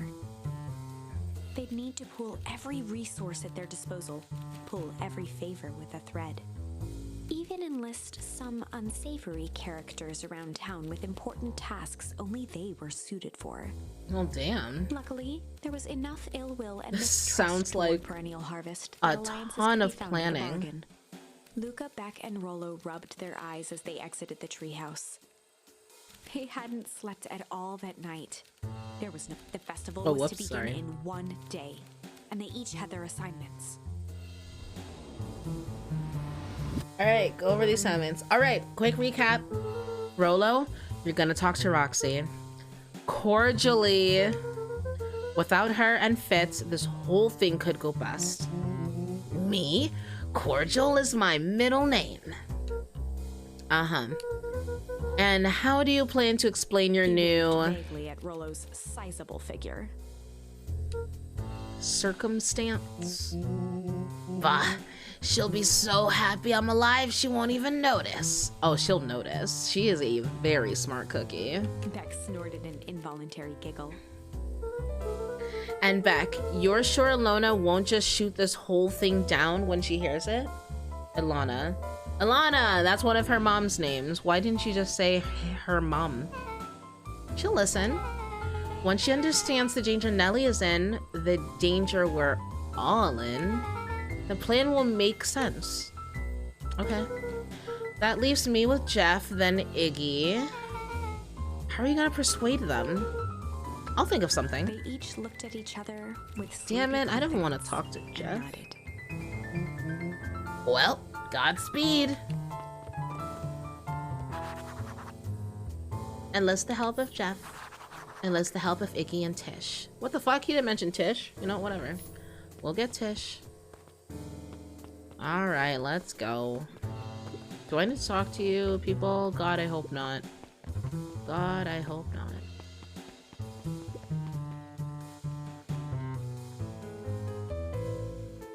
I'm the coolest deer around, baby. Okay, let's go. Do I talk to you? Oh, thank God I don't. Alright, so Tish should be up here. This is not Tish. Where is Tish? What are you reading? Undaunted, he shook his head. Over? No. Endings are merely a state of mind. This doesn't end until I give up. Wow. I admire the conviction, but can he really pull through? The beacon. You're not Tish, right? No, you're not Tish. You ever wonder why an agricultural company employs an army of survey takers? The clipboards? They say they're just trying to make us happy. Do they want to make us happy? Or just figure out what makes us happy. An important distinction. Okay, you're not Tish. Where the hell is Tish? Wait. No, there's nothing back there. Okay, let's go down for a moment. Iggy's lackey, thank you. Whoa. Ugh, yeah. Slap that fucking watermelon. Good sound. Alright, where the hell is Iggy? I haven't seen that little bastard in a while. Jeff, I need you. Hey, Jeff. What can I do you for? Well, I know how much you hate perennial harvest. Hate's a strong word. Oh, sorry. I mean... I didn't say it was the wrong word. Gotcha. So, we're gonna break into their headquarters, and I thought you might be able to help. Jeff wheezed out a long snicker.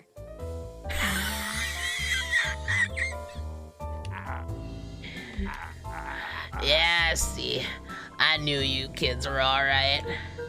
Great! So you'll help? The joy in Jeff's face drained instantly. Not a chance. Oh, why? But...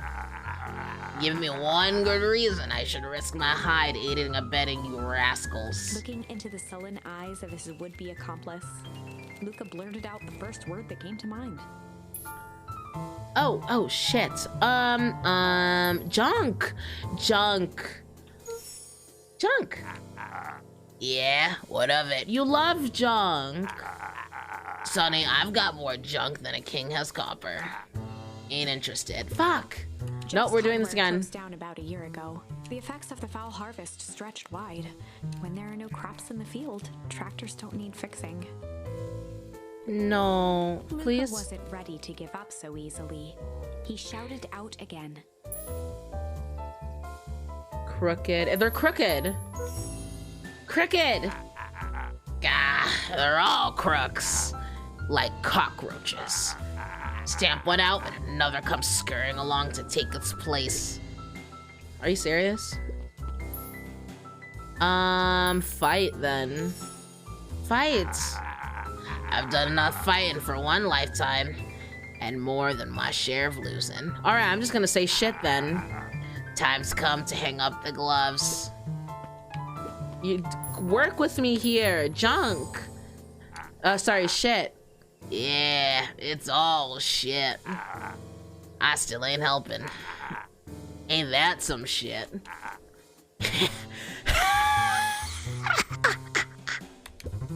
I hate you, Jeff. I actually hate you.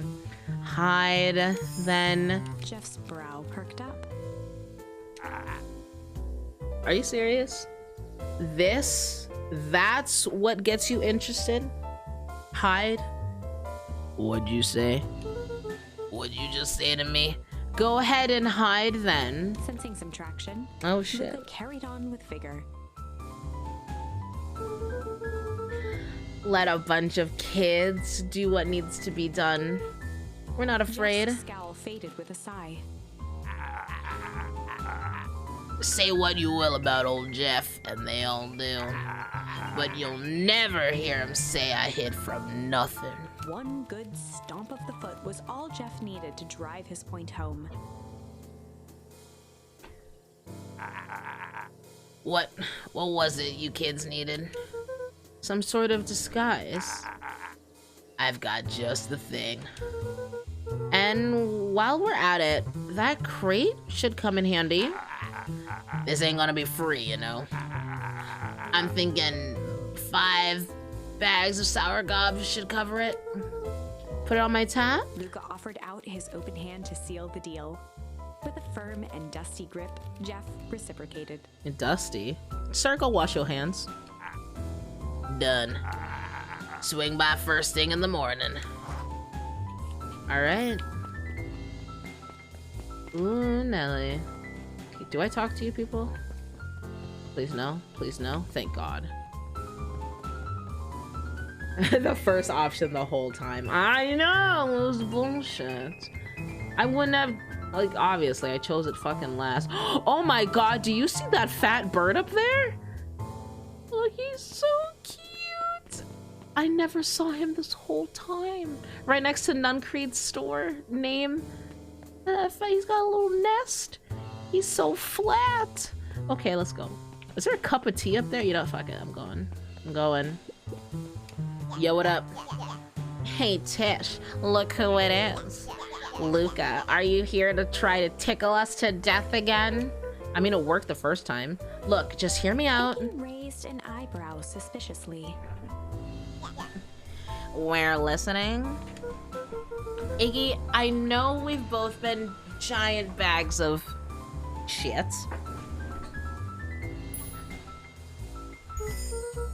Shit to each Iggy other. gave a reluctant shrug.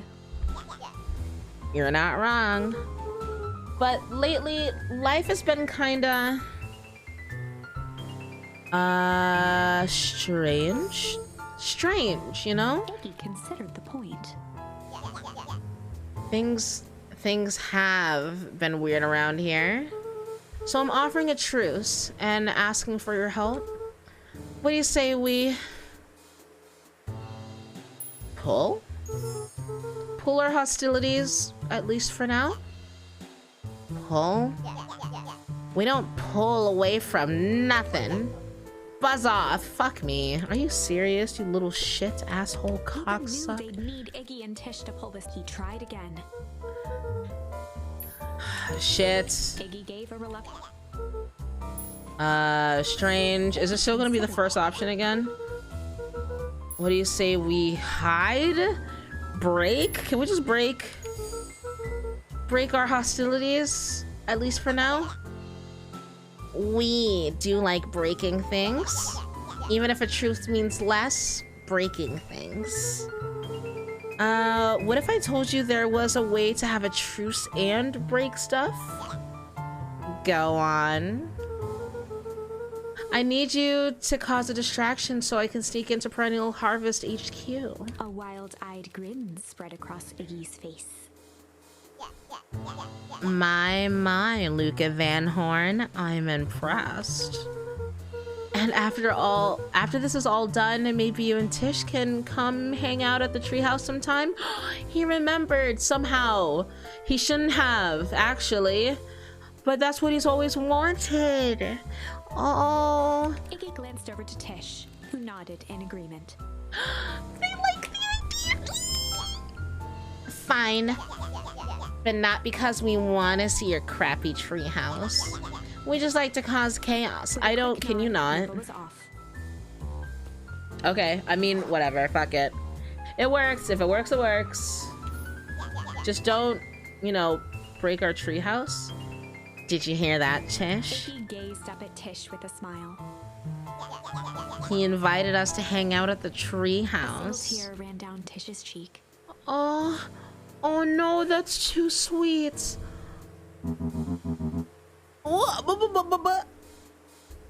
I never expected this date to come. What? She said something other than yup. How wonderful. Oh, babies. Chapter 7. Oh, they were only mean to him. Not a good reason, honestly, so never mind. I'm not gonna finish that sentence. A good heist requires preparation. They just wanted the invites. They just wanted to be included, so maybe they'll stop bullying us. And thorough preparation takes time, something they had precious little of. So far, everything was in order. Jeff, Iggy, and Tish all agreed to do their part. Beck radioed Luca that night with a simple and covert message. We are locked and loaded on my end. And Rollo, after a lengthy confession, managed to persuade Roxy and Fitz to help. He stowed away in mission control for the night to avoid attracting attention. Rollo, being uniquely suited for the role, would be the first to breach Perennial Harvest. Because he's an adult? The outfit provided by Jeff wasn't perfect, Oh. but a convincing disguise is 10% wardrobe, 90% confidence. And Rollo has all of the confidence in the world. Rollo took a few vigorous breaths and shook out his arms. No, never mind. I thought he was dressed as, what's his face? That guy who we haven't seen in many timelines now. I don't remember. Well, you know, the one with the mustache or something. He's got a wrench. Oh, just stay calm, Rollo. You can do this.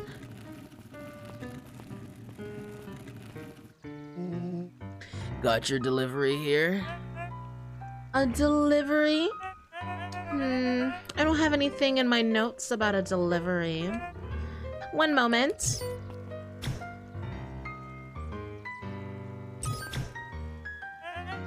I'm so sorry, but there's no delivery scheduled for this morning. Right. He had to think quick. That's because this goes directly to the founder. He asked that it be kept secret. Rollo sighed, adjusting his tool belt. You know how the founder can be? I suppose we can leave this one off the records. Easy peasy. Open your fucking eyes. It's weird. Open your eyes. His eyes just like get erased. It's like there's no outlines. Oh my god. It's like it's wearing brown sunglasses. Our harvest awaits. Package here for the founder. Oh, I didn't hear anything about... Yeah, this is a need-to-know kind of thing. I'll just check... He stammered and flipped through the pages of his clipboard. This goes directly to the founder. I don't have time to fill you in. Oh, I see. If you could just complete this form. Rollo interrupted with urgency in his voice. Every time with the forms. Look, if you want to explain to the founder why I'm late, well, it's your funeral. I'm sorry. What did you say your name was again? Rollo panicked. Our harvest awaits. Sir? That's a restricted area. Excuse me, sir. Open your eyes. Thank you. Our harvest awaits. Ready to light this candle, Tish? Yep. Suck on this, perennial ham fist. What the fuck? Where did he get that? Where? He said the fireworks were hidden in the old town. He couldn't get them here. Where does he all of a sudden... Is this game rushing the ending? What was that sound? The distraction was enough for Rollo to regain his confidence. Just open the damn door. I've got a job to do. The clipboard fumbled around in a frenzy. I should check on that noise. Oh, come on. Just buzz me in already. Okay, okay.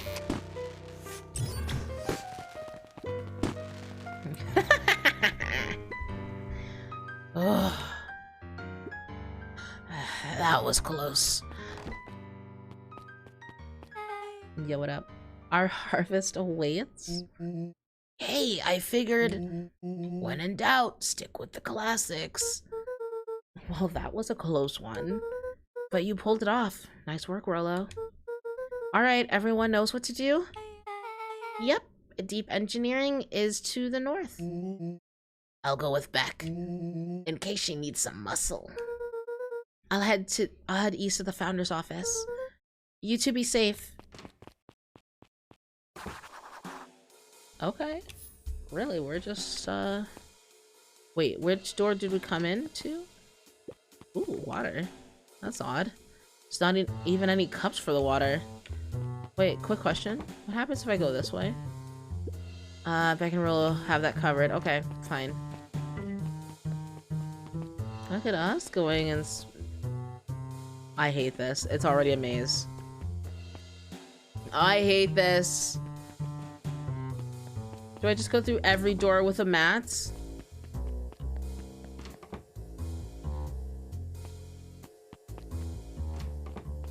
Woo! Solomon? Don't look at me. Solomon stopped in his tracks.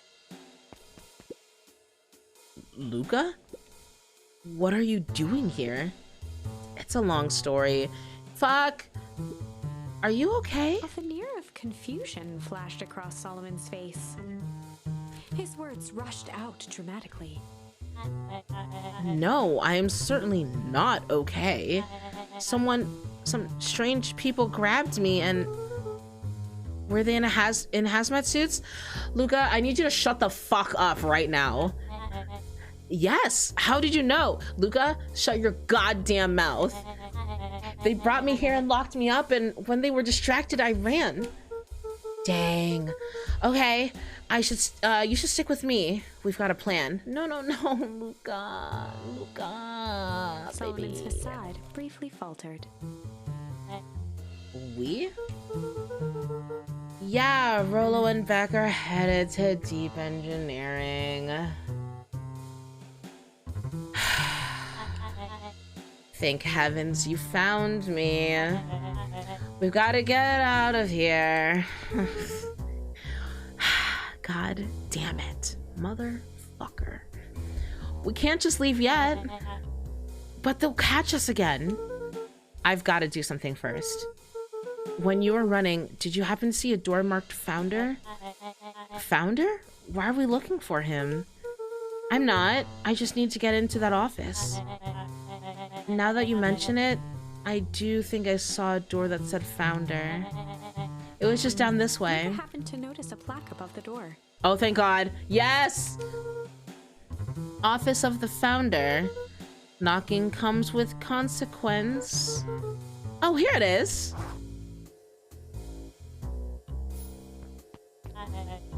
So it is. It's pretty lucky that I ran into you, or else I might have missed it. Truly unfortunate. Oh, sorry. Truly fortunate. Luca tried the handle. Locked. Solomon leaned forward to examine the mechanism. Regrettably, it seems to be some sort of electric lock. I don't see how we could possibly defeat a lock like that. Luca smiled and looked at his watch. Let's just wait a minute.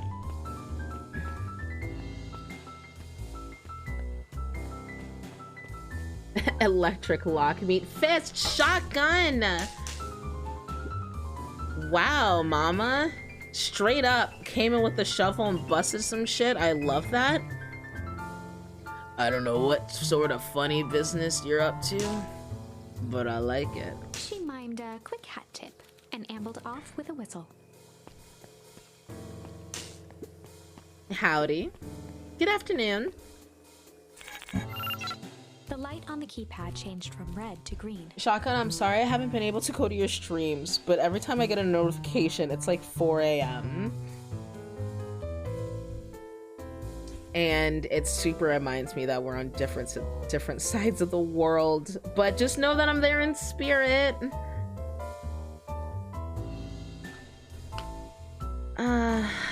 Okay. How did you do that? It's good to have friends.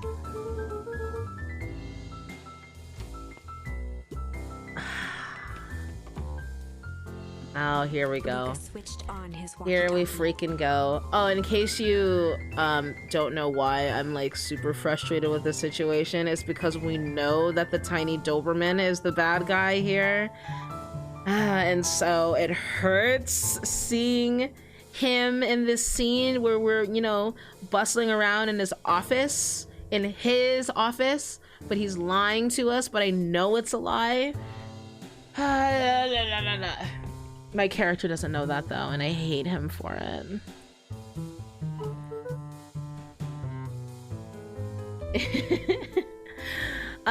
Rollo, I'm in. As expected, there's a control panel. Great timing. We're stuck at lock door mark 24601. Need you to get us through. What if someone catches us? We should get out of here. Shut the fuck up, okay? You sit in the corner. I'm not leaving my friend, Solomon. On the computer screen, a green cursor blinked in a password field. Surely you don't have a way to get around the password. Picked out his best guess. Underground secrets. Oh, nice. That's a really good guess.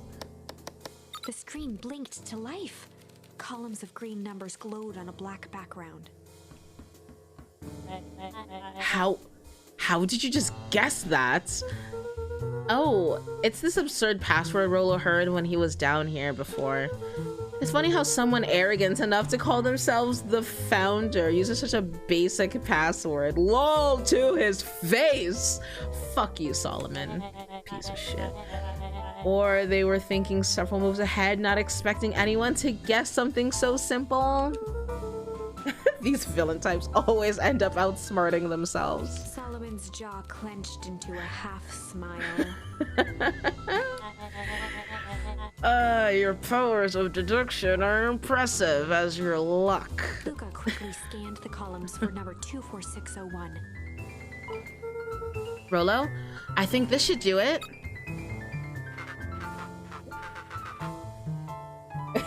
Someone with this tacky ass office will be a real stuck up jerk.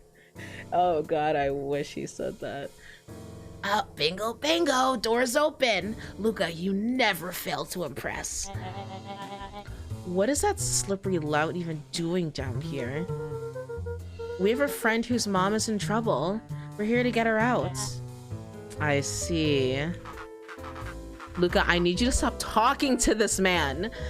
Okay, Luca, I think we're close. The next door is marked 13806. Once again, Luca scrutinized the numbers on the screen. In that moment of distraction, Solomon reached forward and pressed a large red button. No! Bitch slap him! Maybe this one opens the lock? Crap. We've got company! Luca, must go faster! One sec, I can't think with all this noise. He skimmed the screen with his finger. Luca, get your shit together. It's now or never. Do or die. Here it is. 13806. Go, go, go. Curse these fumbling hands. My apologies, Luca. Don't beat yourself up. I know you were just trying to help. No, sweetheart. Oh, baby. Baby, chomp his ear. Let it match the other one. Oh, look at them just quick walking. I hate them. Are you gonna knock over the water? Oh, man. No water cups. Get your ass, Rolo.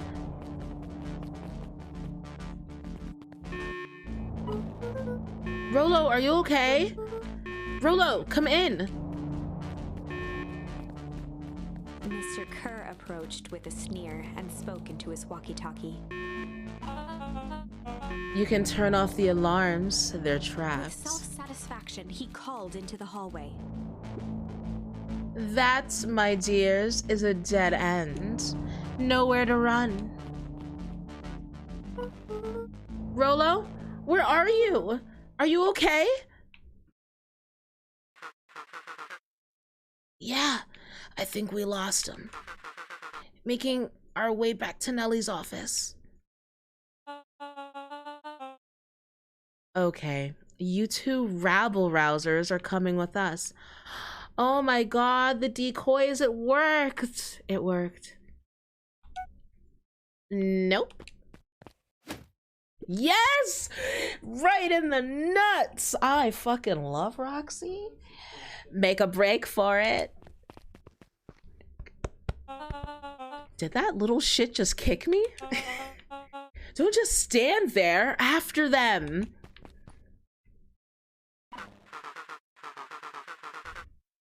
Okay, I think that worked. Roxy and Fitz, have them on a wild goose chase. I'm having trouble following what just happened. Like I said, it's good to have friends. Rolo, how long do you think Roxy can distract them? How long can Roxy keep someone so pissed off they can't see straight? Let's just say we've got time. Entering Nellie's office now. Nellie! Mom! Oh, honey. What did you do to your hair? Don't worry about it. I thought you'd be happy I'd finally used the young chemist lab kit. You sure have a knack for making me incredibly proud in the most frustrating ways. We need to get you out of here. We? Who's your adult friend? Oh, I'm not an adult. Ever heard of a growth spurt? I had more of a growth spew. No, that's not possible. Nellie leaned over to examine his teeth. Substantial banding on the enamel of the molars, consistent with Tempest liquamine exposure. Is that what you call the gunk they forced me to drink? You drank it? Oh no. They told me it was only being tested on plants. Oh, Beck, sweetie, I promise I didn't know. Mom, what the hell is going on in that place? At this place? I was brought here to work on the discovery of a lifetime. A novel chemical compound was discovered under Beacon Pines in a wellspring they called the Source. They named it Tempest Liquamine. It pulls energy from its surroundings in order to fundamentally alter matter's relationship to time. Okay, thank you. Oh my god. After all of these hours, finally someone had an explanation to what the shit was the Source. It was a secret to Valentine's fertilizer. They harvested the Source, infusing small amounts of Tempest Liquamine into the product. It worked wonders, drastically accelerating plant growth. Crops would be ready to harvest in a fraction of the time. But it led to complications. The foul harvest! Perennial Harvest came in to clean up the mess, to succeed where Valentine failed. But Tempest Liquamine is rebellious. Rebellious? You can think of it as a manifestation of change itself. It's volatile by its very nature. So the more you try to force it to do a specific thing, the more it resists, yes. I can relate to that. My role was to finish the work of my predecessor, Dr. Prescott. Harnessing Tempest Liquamine to reliably manipulate an organism's age. Just imagine how many people we could feed. Mr. Kerr was very insistent that we achieve a successful result before today's festival. But you didn't, right? Nellie sighed. You know how much I love a good puzzle.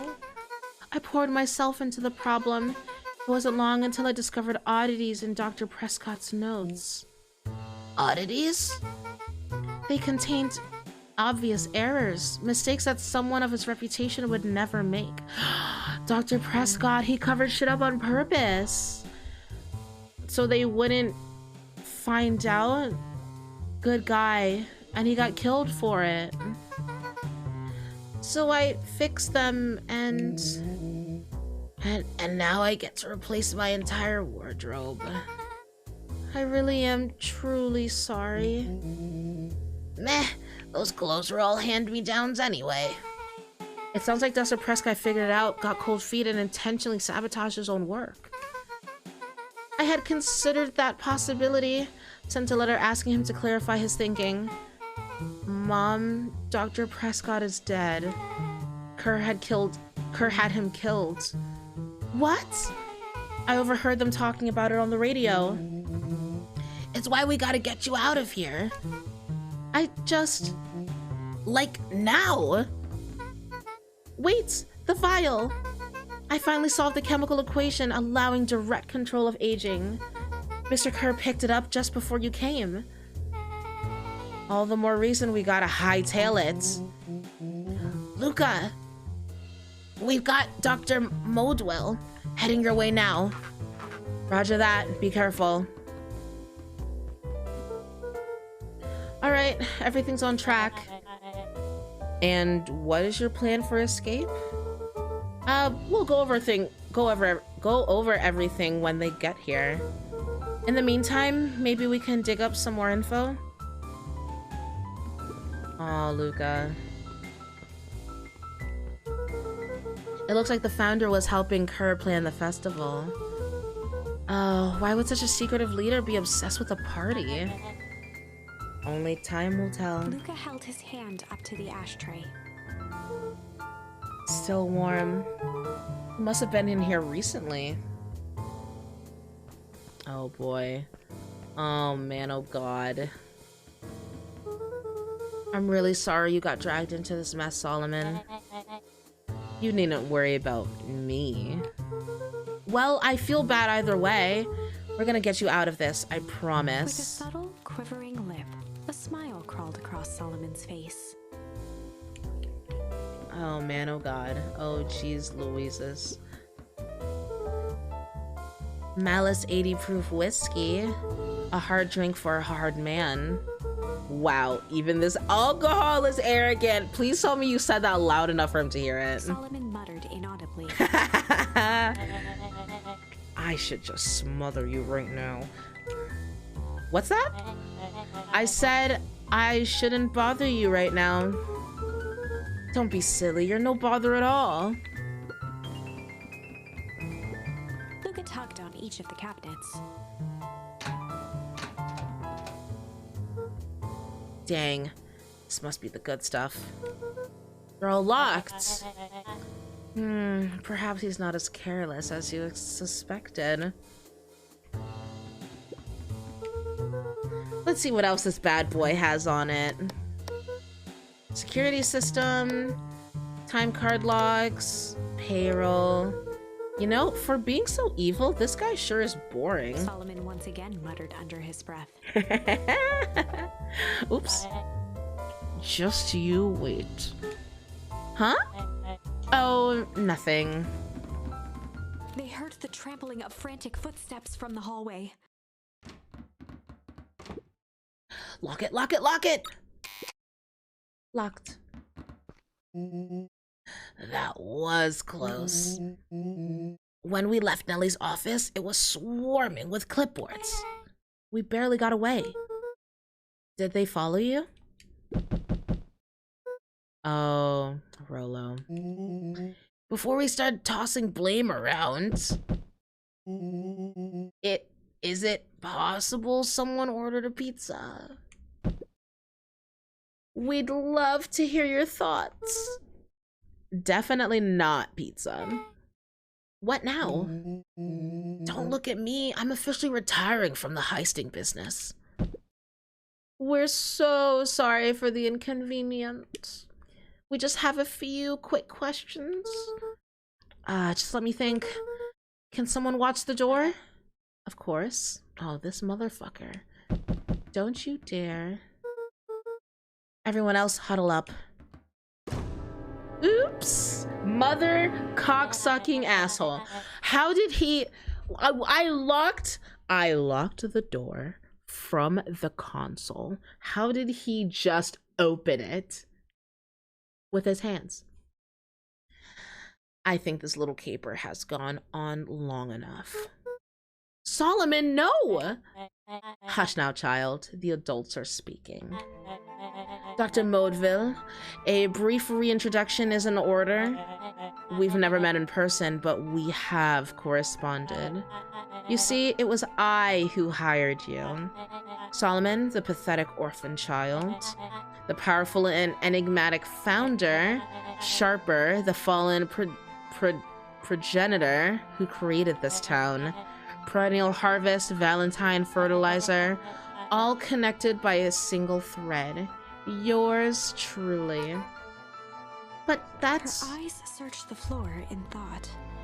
Solomon watched eagerly, waiting for the flicker of epiphany. With a sickened look, she peered into his soul. Yes! Now you've got it. Tempest Liquamine, you discovered how to reverse the process? Solomon clapped with genuine delight.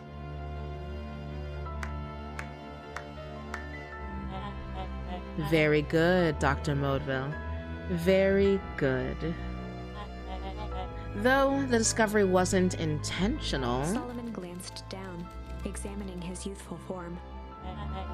And the effects went a little too far for my taste. That's why you needed me to finish Dr. Prescott's work. Which you did admirably. Mr. Kerr, the vial, please. Kerr presented it with a theatrical twirl of the hand. Of course he did. May I present to you the eighth wonder of Before the... he could finish, Rollo snatched the vial from Kerr's palm. I was fully expecting him to just smack it on the ground, but this also works. Yes, Rollo, kick him. Punt that little idiot into the wall and run. Wow, this stuff sounds pretty valuable. Be careful, you fool. You have no idea what you have in your hands. Actually, we do. You just did a whole evil villain monologue thingy about it. Rollo casually tossed the vial to Luca. Gosh, maybe I'll have a He taste. jiggled the vial mockingly. Seize him! Luca! Over here! Move another inch and I smash it. She held it tightly behind her back. Solomon sighed, speaking in crisp, measured syllables. You have no plan. I'll smash it, I swear. Fine, risk killing us all. Or, if you're lucky, nothing happens. Then what? What do you mean? Why would anything happen if we smash the vial?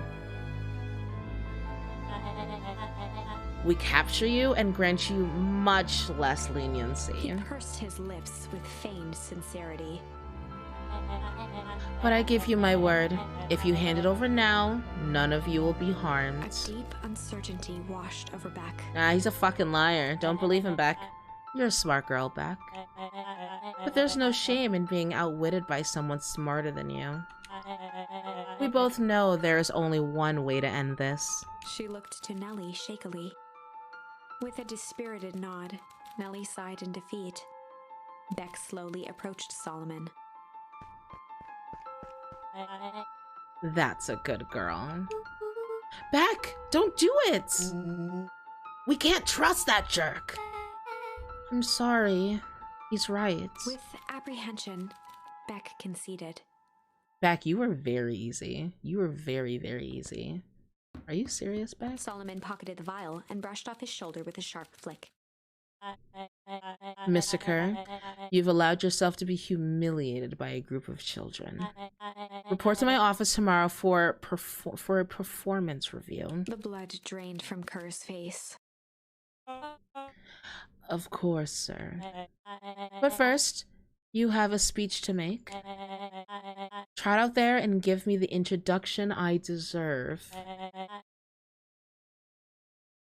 Beck is like 14. I'd give them a pass. No!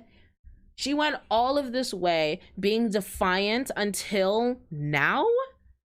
How? Why? That is a complete 180 of her personality. And don't forget to smile. But maybe there's a secret here, like mom and daughter plot? I don't know. I don't know. I don't know. Yes, sir. And to think all of this is thanks to the efforts of Mr. Van Horn. I don't understand. How is this all because of me? I said Mr. Van Horn, silly child. Dr. Walt Van Horn, your father was always a thorn in my side. I offered him an opportunity to be a part of something great, but the fool was blinded by righteousness. He even broke into my laboratory in an attempt to sabotage my work. Solomon shook his head with gratification. But the universe has a funny way of correcting course. By meddling with a force he didn't understand, Walt showed me its true potential. As fate would have it, Luca, your father's dying act was to grant me eternal life. A muffled applause resonated faintly through the walls. Well, that's my cue. After the festivities and my subsequent ascension, I will return to deal with you all. Until then, I suggest you use this time to reflect on the magnitude of your failure. You three keep post outside the door. Push him over.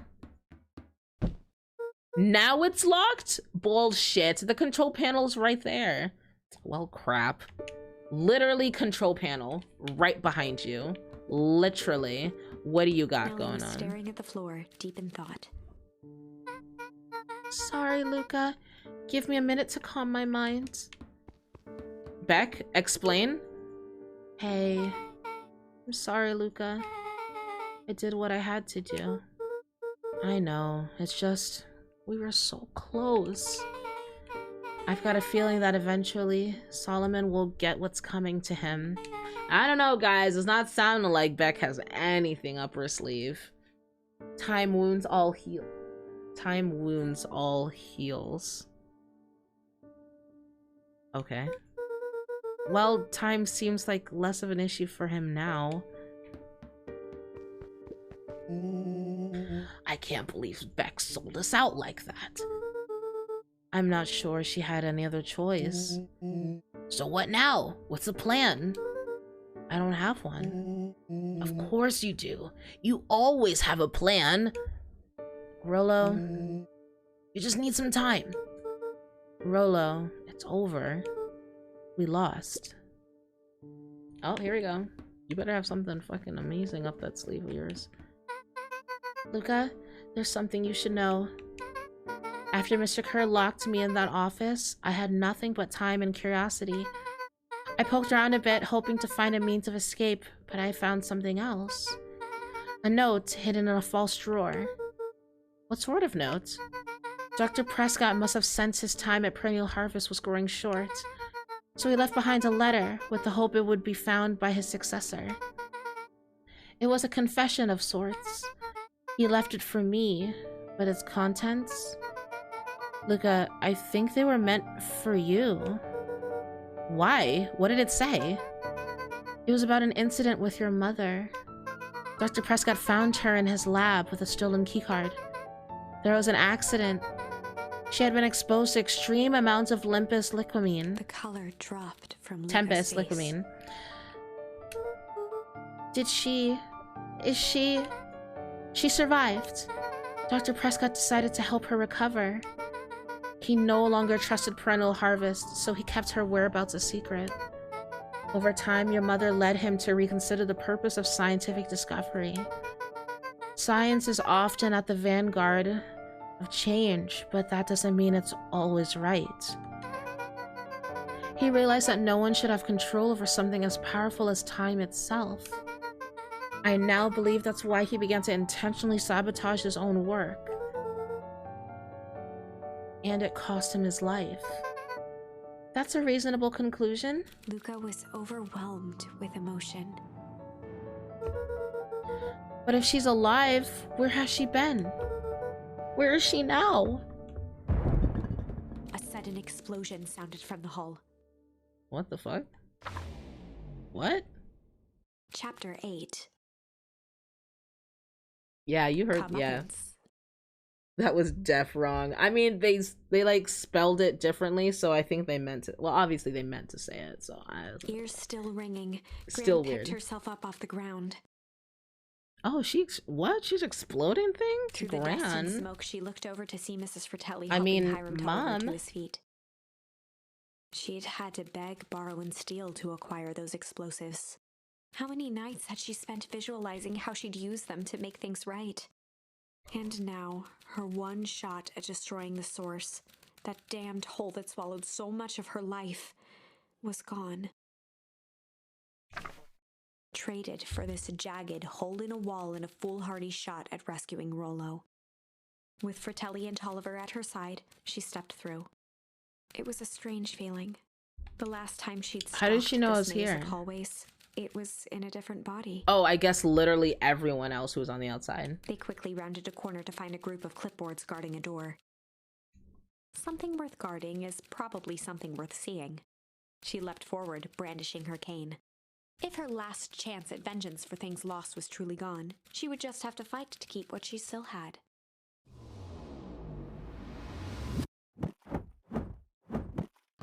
Kicking ass out there.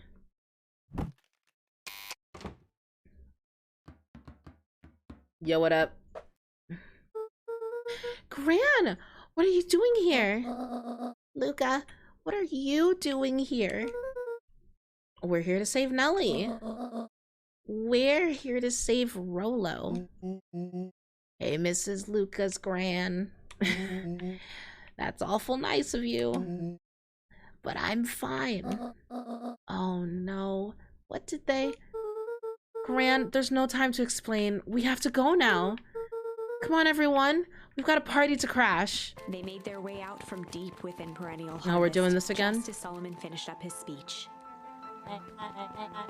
Thankfully, we can dispense with the formalities from here on out. Solomon pulled a glass vial from his pocket. We've got to stop him. In one smooth motion, he downed its contents. Ah, too A late. triumphant smile grew across Solomon's lips. Just run up, kick him in the nuts. No! Well, I guess that's it. We lost. I wouldn't be so sure about that. Wait, what? With Oh a my god, were you guys mischievous right? look, Beck elbowed Luca. Remember when I had the vial behind my back? Oh, she did. I might have twinked his wonder potion with a little...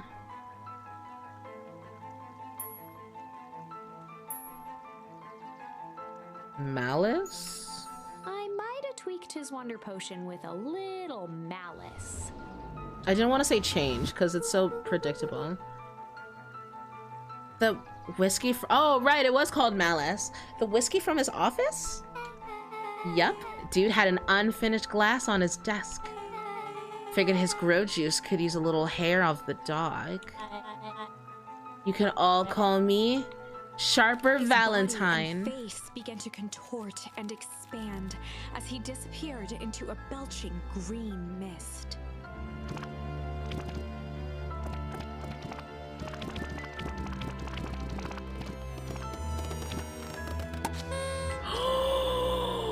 That's murder. We murdered.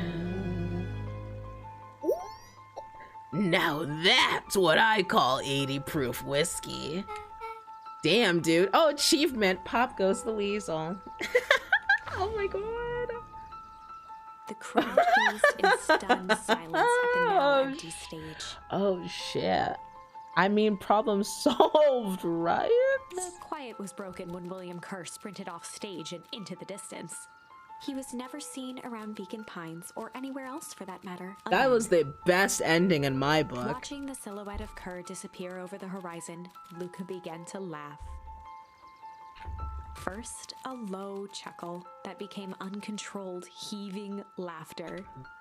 Through his tears, he was vaguely aware that the crowd had begun to laugh with him. They're all laughing at murder and someone else running away. The end. Everyone's okay with this. That was unexpected. Perhaps a bit of an absurd ending for my taste, but who am I to say? Tiff, you chose the correct ending. It did feel right to me. That feels like boom, all problems solved, the town can move on, blah blah blah, you know? But no, it wants me to do like a more meaningful ending. I'm but only writing the damn thing. well, let's spike that drink with a little change. Actually, no, I want to say junk. I want to say junk and then I'll say change. I think change is the correct answer. Like, correct answer. When he realizes he drank his own cigar ash? How did ashes get into the vial? It was pretty easy to mess with the vial when it was behind my back. Oh, that's sneaky. Well, it's a bad habit anyways. Pa always says, bad habits are like 50-yard field goals. Huh? Hard to kick. You can all call me Sharper Valentine. His body and face began to... Yep.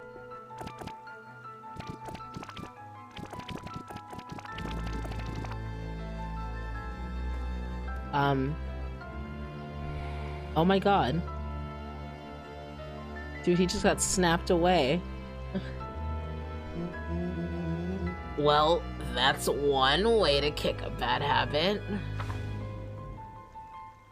As the last of what was once Sharper Valentine wafted into the air, the crowd Thanos began to snapped. disperse, still numb from what they had just observed. Oh god. Sharper Valentine was gone for good. His end would be a new beginning for Beacon Pines. A new chance to let go of the things they had lost and grab hold of a new future.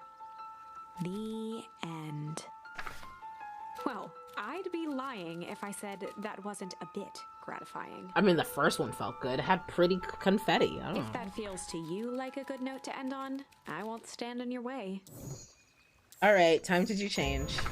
The last ending, probably. I might have tweaked his wonder potion with a little... No, he didn't run. I don't know why. Like, pocket change? Your unlucky penny. Yeah, I plopped it in the vial when no one was looking. What's that gonna do?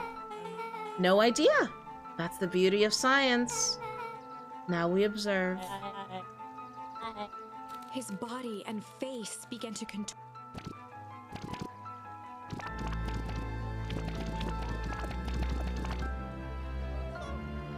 Oh my god!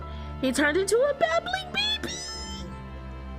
Holy crap, he's a baby! Yeah, but he's still sharper, right? What he was no longer matters. Dude, imagine she walked up and fucking stomped that baby. This is an innocent child. He's so mad. Look at his face.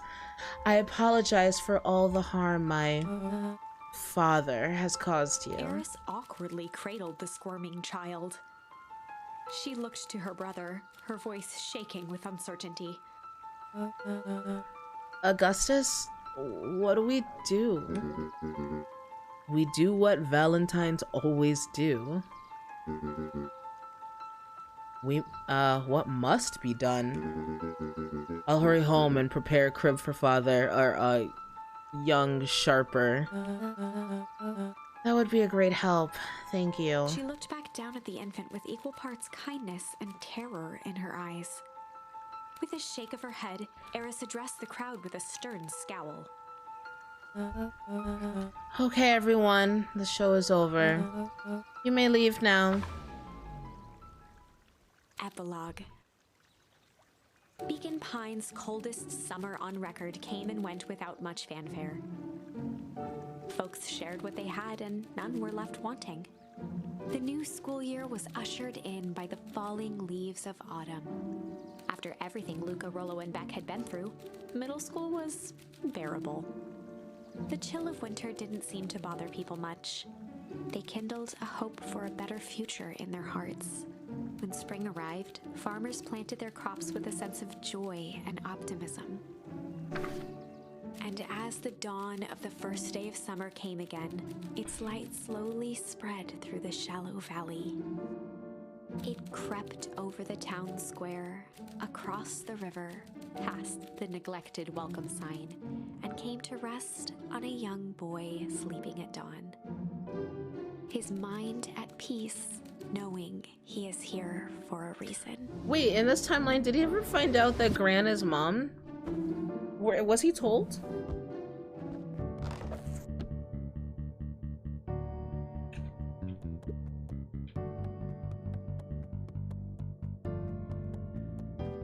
I'm just gonna continue to touch everything first before I touch the thing I'm supposed to. Give me one moment. I just want to check one last thing. Okay. Rollo, are you up yet? Roger that. It's a beautiful day at Mission Control. You gonna swing by? Be there in a minute. Is he still an adult? Did Rolo go to middle school as an adult? I was thinking the exact same thing. Over time, Eleanor began moving Walt's old things out of the closet and into storage. Okay, so I think he was told. Eleanor had moved back into her bedroom. Oh, wait, why is there still a second bed in my And room now that then? she wasn't sneaking out late, she even slept there most nights. Okay.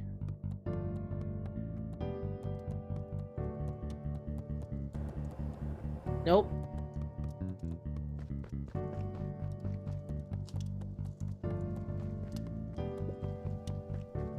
Yeah, cozy as can be by the nice warm fireplace, baby.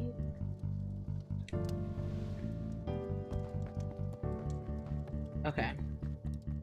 Let's go see Gran. Or sorry, let's go see Mom.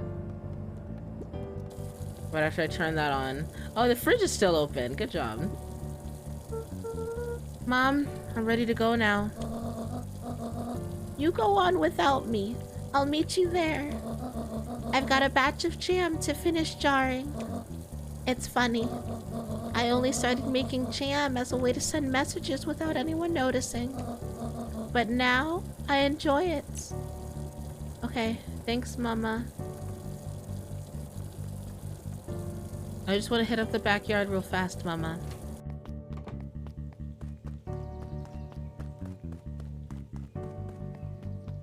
Still nothing of note back here. Okay, fair. Alright, let's get out of here. God, I hope I don't need to talk to everyone along the way. Can I talk to Papa, though? Cute.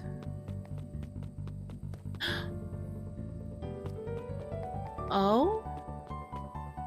They got rid of this?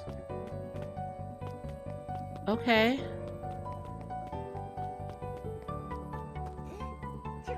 Adorable.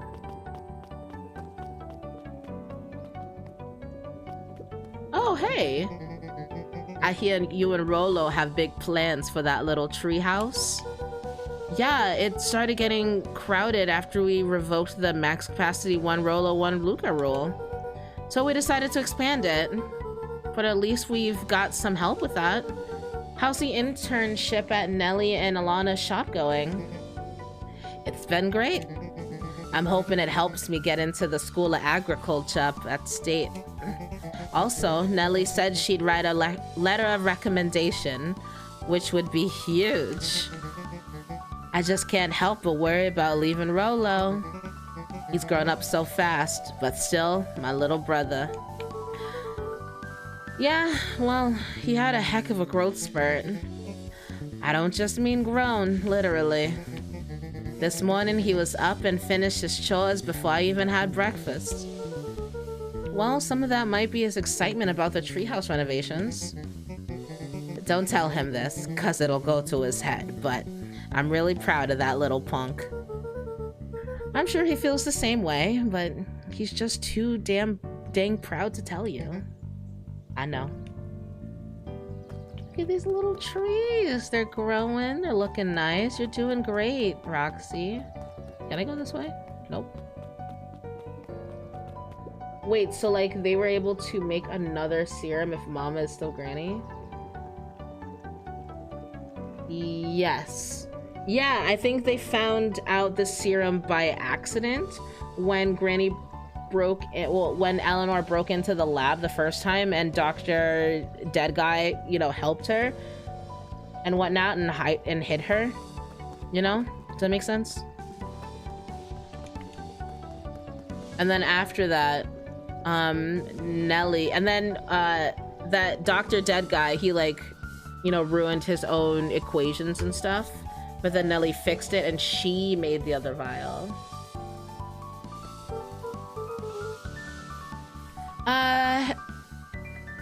Hey Gus, how's the tree planting going? Couldn't be better. I'm so grateful to Alana and Nelly for letting me help. I just wasn't built to be a mayor. Oh, too much bureaucracy. Oh, you're a freaking good guy. Gus, we finished cleaning up the sidewalks. Oh, what's When next? perennial harvest collapsed, most of the clipboards skipped town. But some stuck around and dedicated themselves to making things right. Oh my god, they're not a hive mind? I love that for them.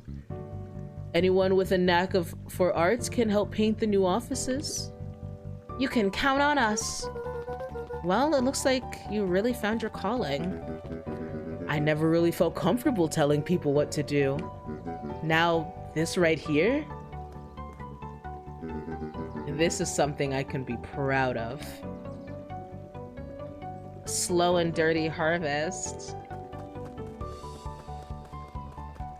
Can I look cool one last time? Yeah. Can't do nothing with that. You? How's the napping this morning? The most underrated part of a good nap is the view. And the view's getting greener every day. Nice. I love viewing things when I sleep as well. I see you decided on a name. Yep.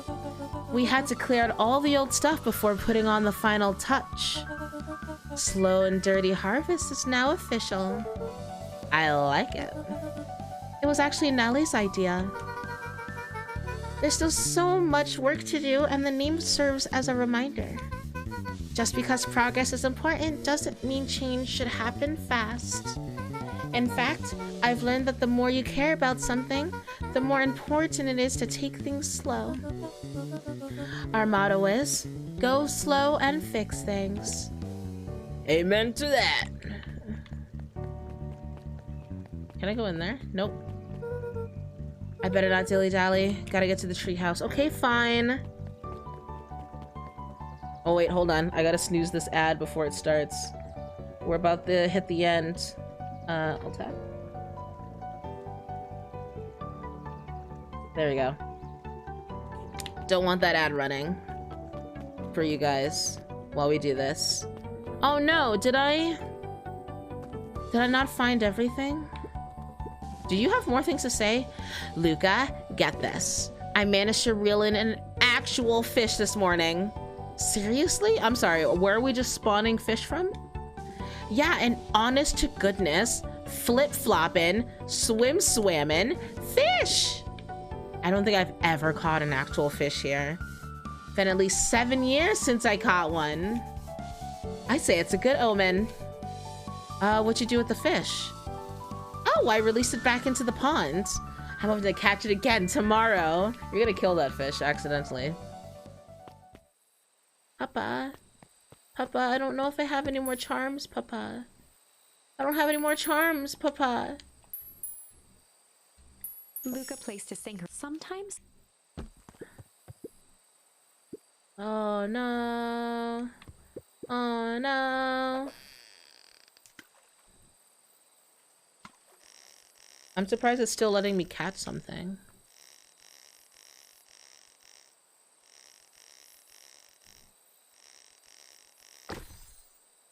Wait, what? Oh no, it gave me the same thing. It takes a real piece of work to leave something like that lying around. Okay. Gotcha.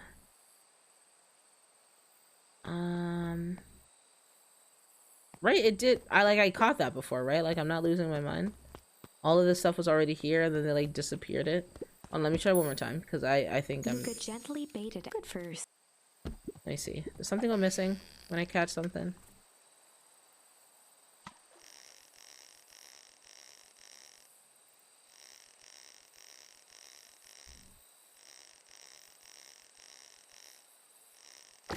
Yeah, it does. It does. It does. Get out of here.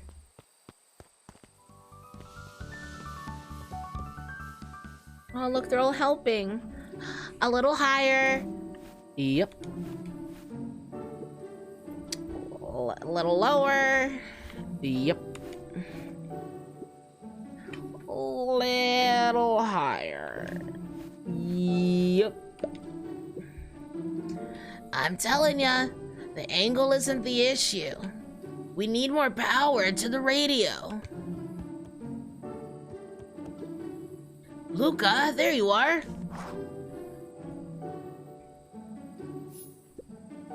Would you tell him it's not the angle? Hey, I'm not in charge of antenna redesign. Fine, fine. Iggy, just don't do anything drastic until we get back. Who, me? Tish, you're in charge while I'm gone. Yep. They'll be fine, right? It'll be fine. If we really want mission control to turn into something bigger and better, we have to loosen our grip a bit. You're right. Lead the way.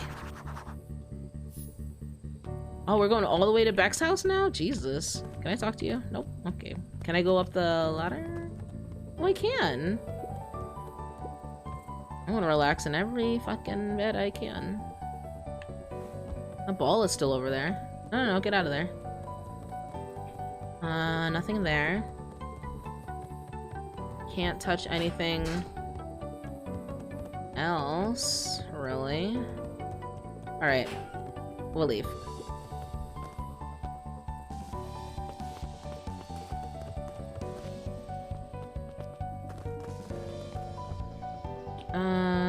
Hold on.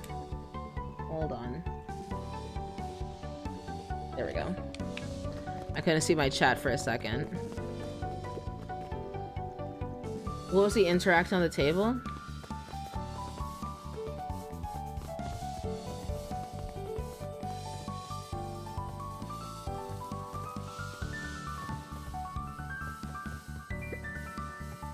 It's just sitting on the beanbag.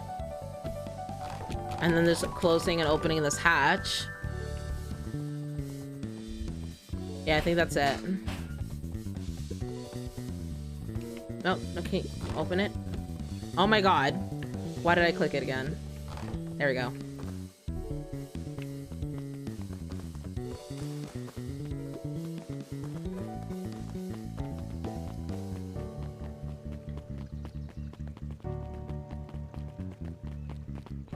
Okay.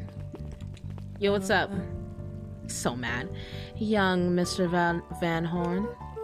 How's little Solomon, Sharper doing? Young Sharper seems to enjoy nature more than I. So we do a lot of strolling these days. I wonder if he still has all of his memories. Like, is he still an asshole under there? And is like, just waiting to rue the day? Has he, you know, attempted to crawl out of his crib and plot world domination? Yeah. Thankfully, no. I spoke at length with Dr. Modwell, and she feels that Sharper's infant mind was not developed enough to retain his previous memories. Okay, well that answered my question. For all intents and purposes, the child is unmolded clay. Ah, let's hope he's a little nicer the second time around. What's it like to raise your own father? That is the objective, yes. But really, all I can do is try and hope. 2 activities I am endeavoring to find less distasteful. Well, I think you're doing a great job. And the whole town is ready to help out however we can. Can't wait to teach him how to throw a baseball. Eris did her best to ignore the tears welling in her eyes.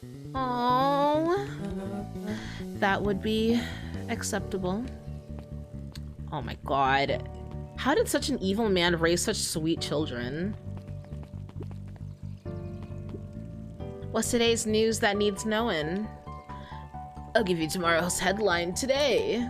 Our old friend Patrick C. Montesquieu, aka William Kerr, just performed a stirring rendition of The Iceman Cometh at the State Correctional Facility. I hear there wasn't a dry eye in the house.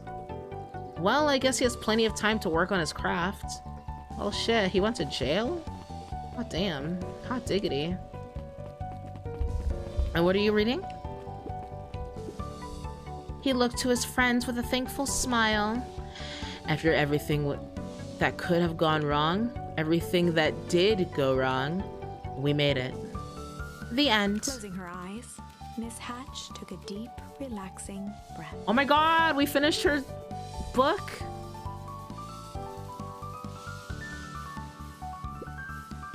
Oh, hello, Luca. How are you? Really good, actually. That's wonderful. Did I miss anything? A fuck ton, actually. I think you're pretty much up to speed.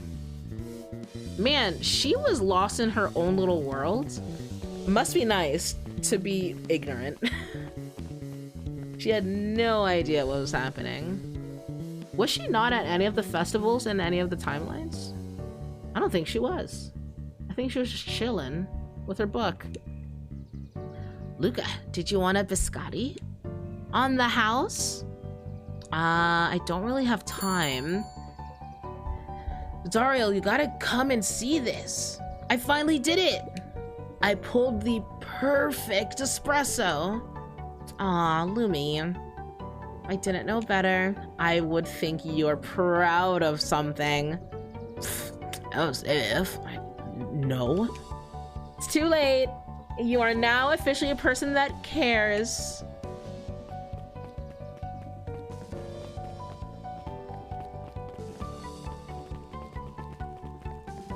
I'm sorry, where are we going? I forgot.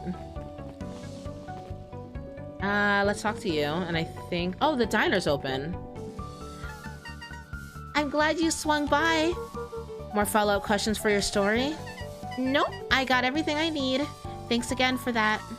I sent a draft of the story to a reporter in Capital City. And they offered me an internship. Of course they did. You're an amazing reporter. I don't know about all that. A story about a phony corporation that picked up an entire town of people and moved them to cover up a massive illegal mine shaft full of incredibly hazardous chemicals. Sort of writes itself if you think about it. Just don't forget us when you become a fancy big city reporter.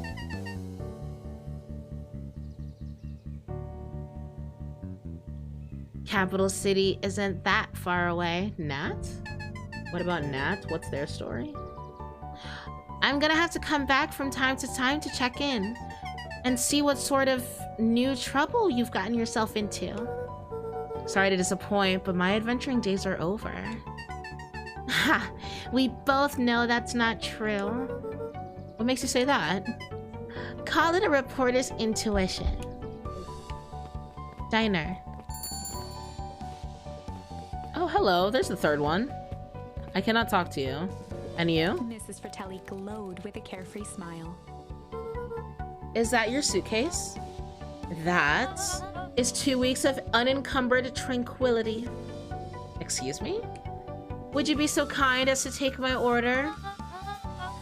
2 weeks of sand, margaritas, and forgotten obligations.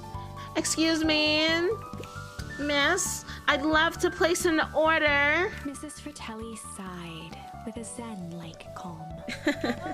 She's ignoring him so hard. Just as soon as the lunch rush ends, I'll be a feather on the wind. You're going on vacation? For the first time in years. And I've got you and your mom to thank. Why is that? She didn't tell you yet? You two are gonna fill in for me at the diner while I'm gone. Just like old times. It's fine, I'll wait. You got any goodies back here? You hiding something?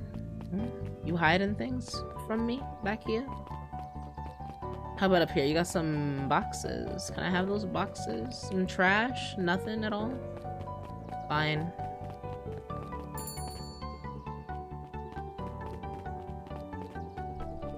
Excuse me? Excuse me?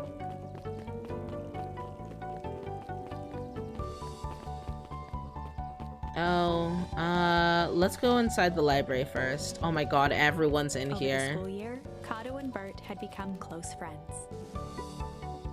Did you know that when they covered up the source, they found a new species of fungus?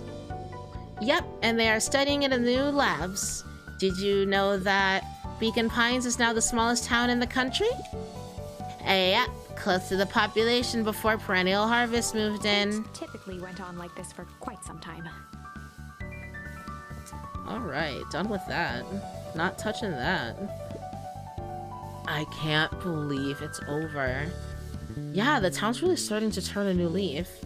The town? I was talking about Hank Atomic. I just finished the last issue. How was it? As great as always. Hank finally returned to Earth, but I just feel weird now. Weird can be cool. It just seems you're ready for something new. Any suggestions? You can ask Miss Hatch about what she's always reading. She seems to really enjoy it. Maybe I'll do that. And then you up here? The study bug? Luca peeked over Piper's shoulder, laid stealthily inside a large volume of mathematics.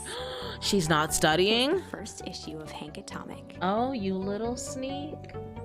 Piper, are you reading Hank Atomic? Do you mind not telling anyone? I've kind of got a reputation to uphold. Oh, it's nothing to be ashamed of. Just about every kid in town reads Hank Atomic. Honestly, I'm excited for you. What I'd give to start over fresh, to experience it again for the first time. I guess that's the downside of finishing something nice. At least now I can enjoy it again through you. Promise to tell me about it as you go? Sure thing. Excuse me. Thank you. Can I touch these additions? No. Can I touch the bookshelves? No. Okay, we're off. Talk to Mr. Nuncreed. Hey, Mr. Nuncreed. I'm gonna go see my dad in a bit. Did you want to come with? Even after everything I did, you'd still... Mr. Nuncreed shook his head. You really are your father's son, aren't you? I don't think I'm ready for that yet.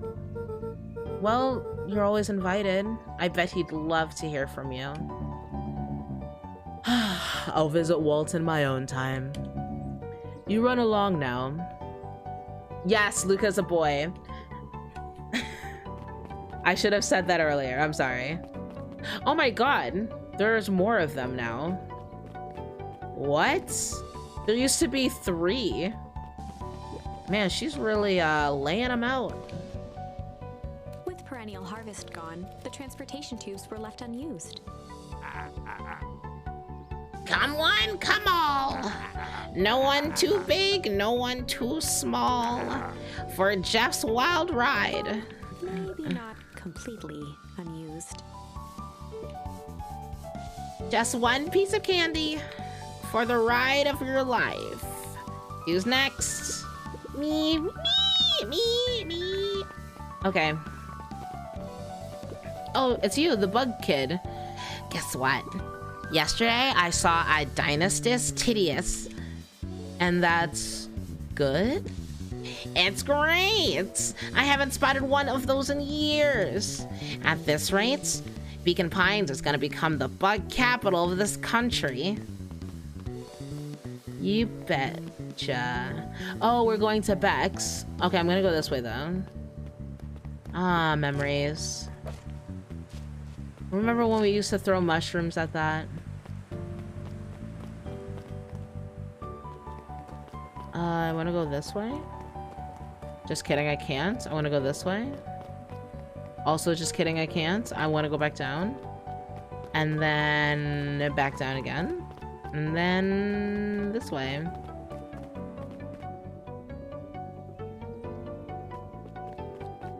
Hercules beetle? You looked it up? I love that for you. The Valentine Mansion loomed over every other building in town, both figuratively and literally. The Hercules beetle actually looks really cool. That and the rhinoceros beetle. People just raise those, and it's wild to me how gigantic they are. I have news I think you'll enjoy. This morning, I unpacked my last box. You're officially moved in. It's just a box. Let's not blow this out of proportion. It sounds an awful like putting down roots.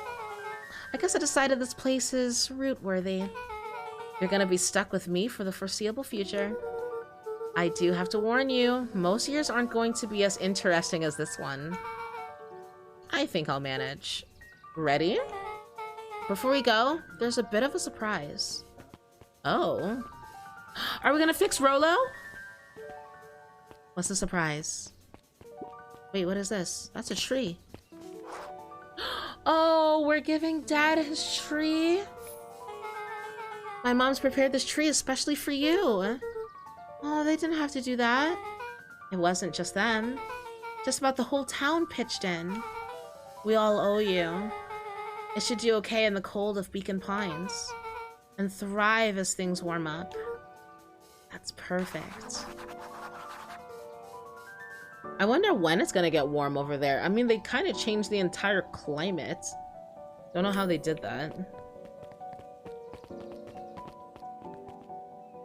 Oh my god, we have to walk all the way back. Yes, yes she is. She loves the city. She's not used to, you know, country life, but... Or sorry, small town life, I should say. Am I supposed to talk to you? Ah, you got it. Now that's a good looking tree. Being a special occasion and whatnot. This ride's on the house. Oh. You wanna hang on tight to your little tree? Oh, fuck yeah. I'm so glad I don't have to walk all the way over there. And I guess I shouldn't have needed to. Who's crying? I think this is it. Oh, it's the narrator. The end I've been waiting for. Honestly, I'd begun to lose hope of ever finding it. But then you came along.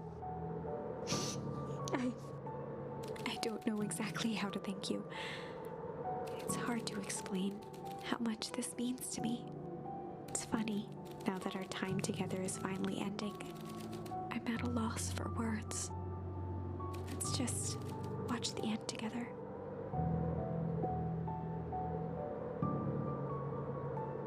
Was I right? Was Nat the narrator too? Johnny, I hate to say this, but I'm really drawing a blank on who Nat is. A good little tree. The best little tree. Thank you, children. This means a lot. Yeah, thanks for everything. Shucks. I only did what any super awesome best buddy would have done. We should probably give you some time alone now. You good? Yeah, I am. It's been a wild year. How are you feeling? Everyone keeps asking me that. I'm fine, really. Pa always says the only thing fitter than a fiddle is a cello. I feel like a dang cello. Well, if you ever stop feeling like a cello, I'm here for you. I know. You don't have to say it. You two make an awesome pair. I mean, it kinda sucks knowing that Rolo might be old by the time, you know, Luca's an adult.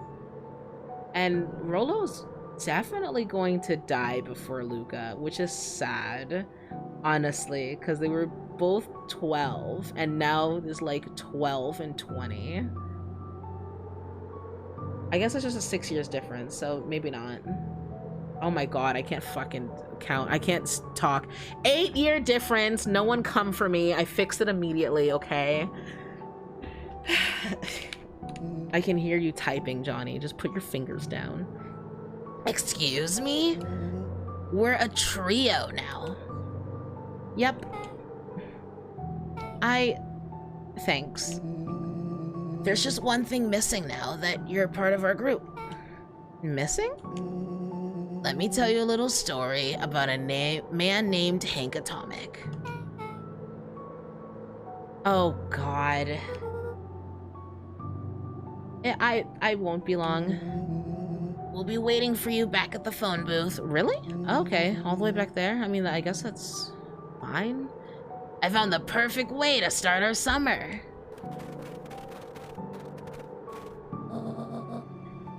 You've got good friends. I'm so proud of you. Your father would be so proud. I know. Mom, can I ask you a question? Do you ever dream about Dad? Not a night goes by that I don't. Are you ever afraid you're going to forget him? Forget what he looks like? Forget his voice? No, because so much of him lives on in you. He loved that old tree, but I know he would have loved this one more because his two favorite people planted it. I'll give you two a moment.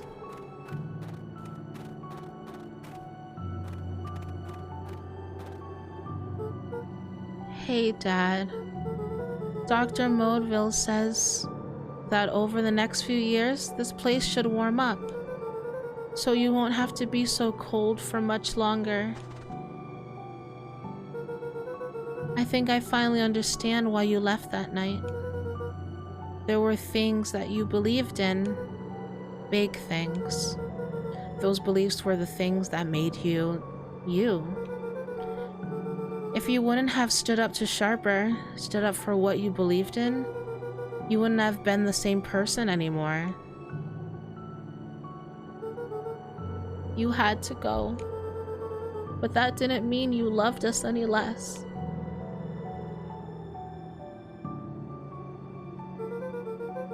I might not visit you as much as I used to. I know you understand.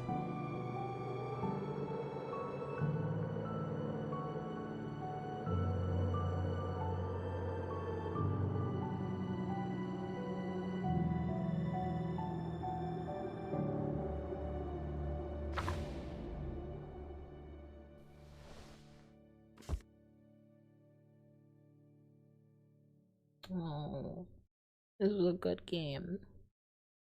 This was a really good game. Am I supposed to click something? Am I waiting for the candle to go out? Okay.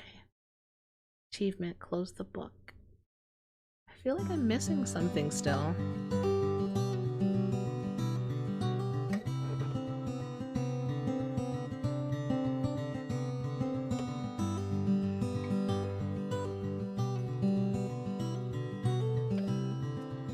Well, what did you guys think?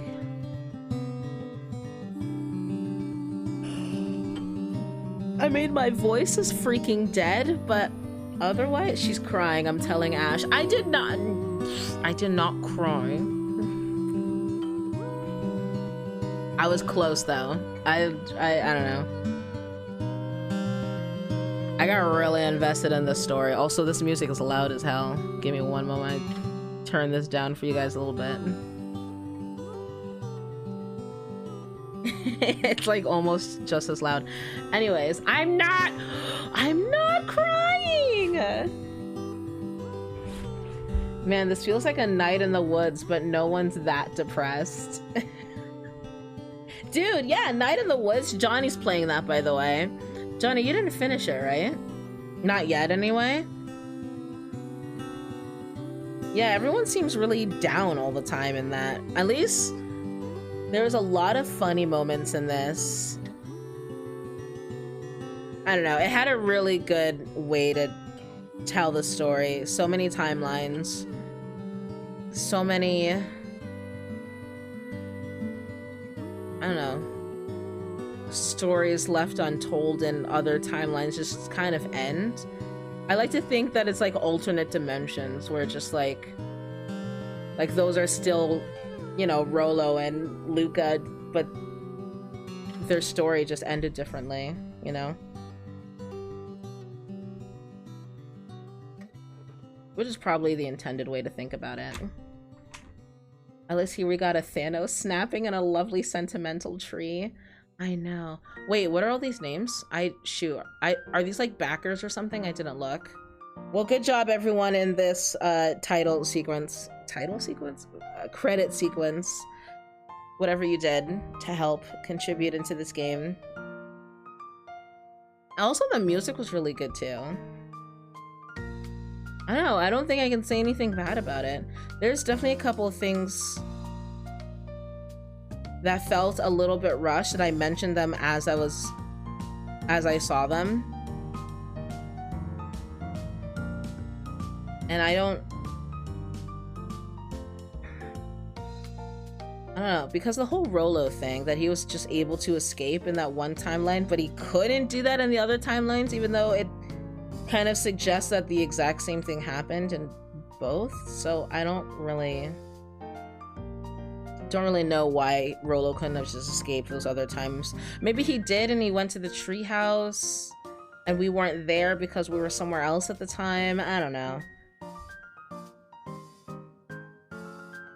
Luck is a strange thing. Yeah, I mean, I guess it was lucky we fell asleep in the treehouse and Rolo just showed up eventually, hours later after everyone spent all day looking for him.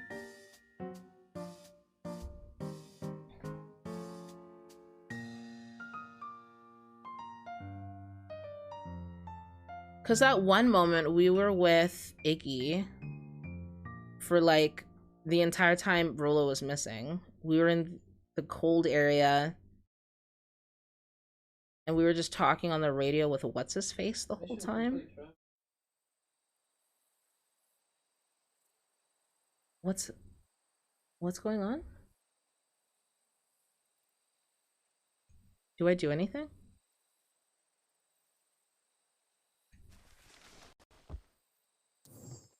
Oh. I think this is just giving me a chance to go back in case but I already completed it all, so I guess it doesn't particularly matter.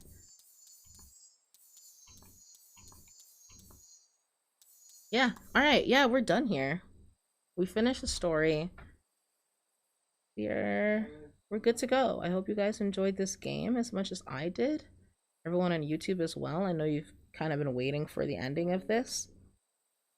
We're going to call it really soon because, again, my voice is dead. I need loads of water in my system. The tree doesn't seem full to you? There's no broken branches. Everything's full. There's no other path. Everything's checked off. We 100%ed this, I think. Tiff needs some milk. Oh, milk does sound nice. Check the achievements. Okay. Oh, I'm missing 2 achievements. Obviously the angler thing, fishing with my papa. I didn't find all of the stuff. Excuse me? Hold the hell on. Hold on. Nope, now I'm mad. Now I'm mad. We're going back into one of these. I guess it doesn't really matter which one. One of the... which one puts me in just like the town? I just want to be in the town. Because now I'm upset. I need... God damn it. God damn it. Damn it. Which one doesn't have like a really long dialogue sequence? I'm trying to think.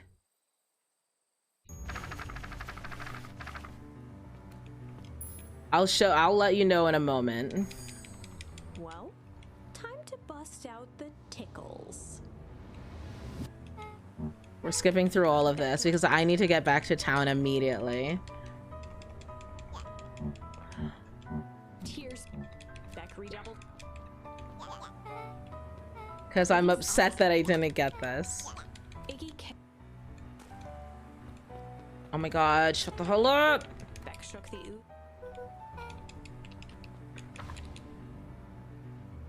Chapter the best Luca Pop. He'd only hopefully he Shush. Shush, go back to town, please. No!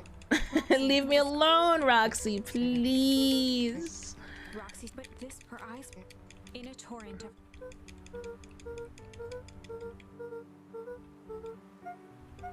Roxy with a determined Roxy drew. I'm guessing watermelon? Yeah, it is a fucking watermelon. I'm upset. I'm upset. I am fuming I didn't get that achievement. I'm only missing 2. It's the fishing and it's the watermelon. Now, I don't know what to do to get the fishing one. Don't.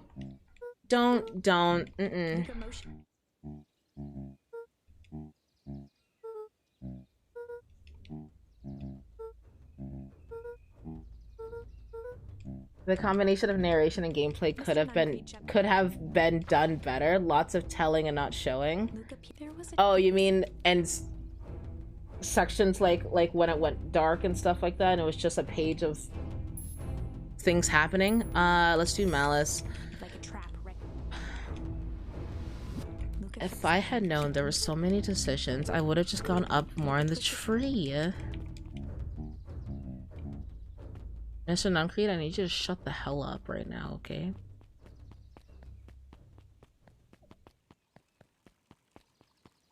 Oh my god, I have to sit through their bullshit too. No, I don't. Go down? Yeah, no, the hell I don't. What do I need to do? There we go. Smack!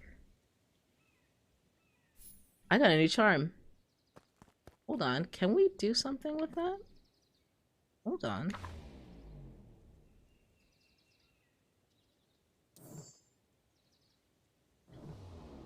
Hold on. Hold on. Hold on. Hold the phone.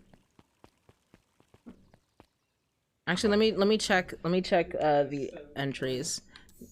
Does smack show up anywhere? If it doesn't, is that how I get Papa's last? I don't know how smack would be a. That's not it. This way? I'm gonna see if I can fish. It's not this way. Oh my god. Where am I going? Am I going the right way? I don't think I am. I think it's the other way, isn't it? Like through town and like near the treehouse, right? I just have to sit through one more bullshit piece of dialogue and that's it.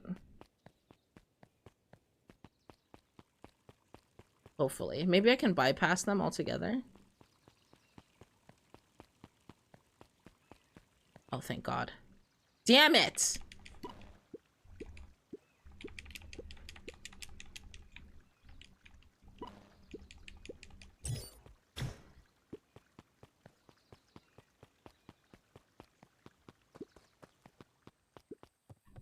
Papa, please. Please, Papa. Was this all I needed? Yes. Luca stuck a toy stretchy hand onto the hook. Those things always get dirty anyway. My baloney has a first name. Oscar Mayer has his name is B-O-L-O-G-N-A. Wait, you spelled baloney wrong? All you had to do was sing the song.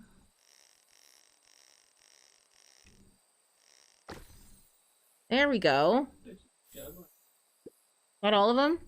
Should we give it to Mom? She likes jewelry. Oh, that's a sweet thought, Buckaroo. But I'm not sure she'd fully appreciate a pawn bracelet. That wasn't it? That wasn't all? Looks like we could use some new baits. There's more to get? What the fuck else? What do you want? What do you want from me? I don't know. Lucas, those things are... I don't know. I honestly do not know. Sorry, I said E instead of A.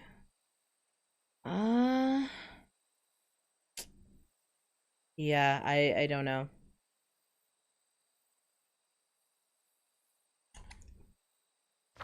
Because the rest of the story is filled out. I don't know what else I've missed. I would have to literally look up a guide and do it later. But yep. Yes. Everyone, thank you so much for watching. This has been a roller coaster of emotions.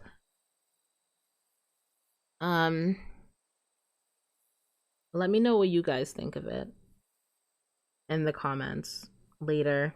For those of you on YouTube, everyone else on Twitch, obviously, I already know your thoughts and feelings. But yeah, thank you again. I know I said thank you like 14,000 times already, but I'm just gonna say it again. Thank you for showing up. I really appreciate it and making this experience enjoyable and sitting through my horrible voices, my horrible, very inconsistent voices. But you know, I try. So let's see if I can smear you yet again onto someone else. Whoops, that's the wrong website altogether. Oh, we have a plethora. We have Holy with Dead by Day. We have Black Dagger with God of War Ragnarok, which sounds pretty cool. Skittles, Gravelord Gaming. Do you guys have a choice? Rest up after this? Oh, I will. I will, because I have to get to bed soon. And I also haven't eaten dinner. But I'm not hungry, so I probably won't. Who knows? Whatever. Alright. Let the smear commence on Dagger. Alright, goodbye everyone. Have a good night.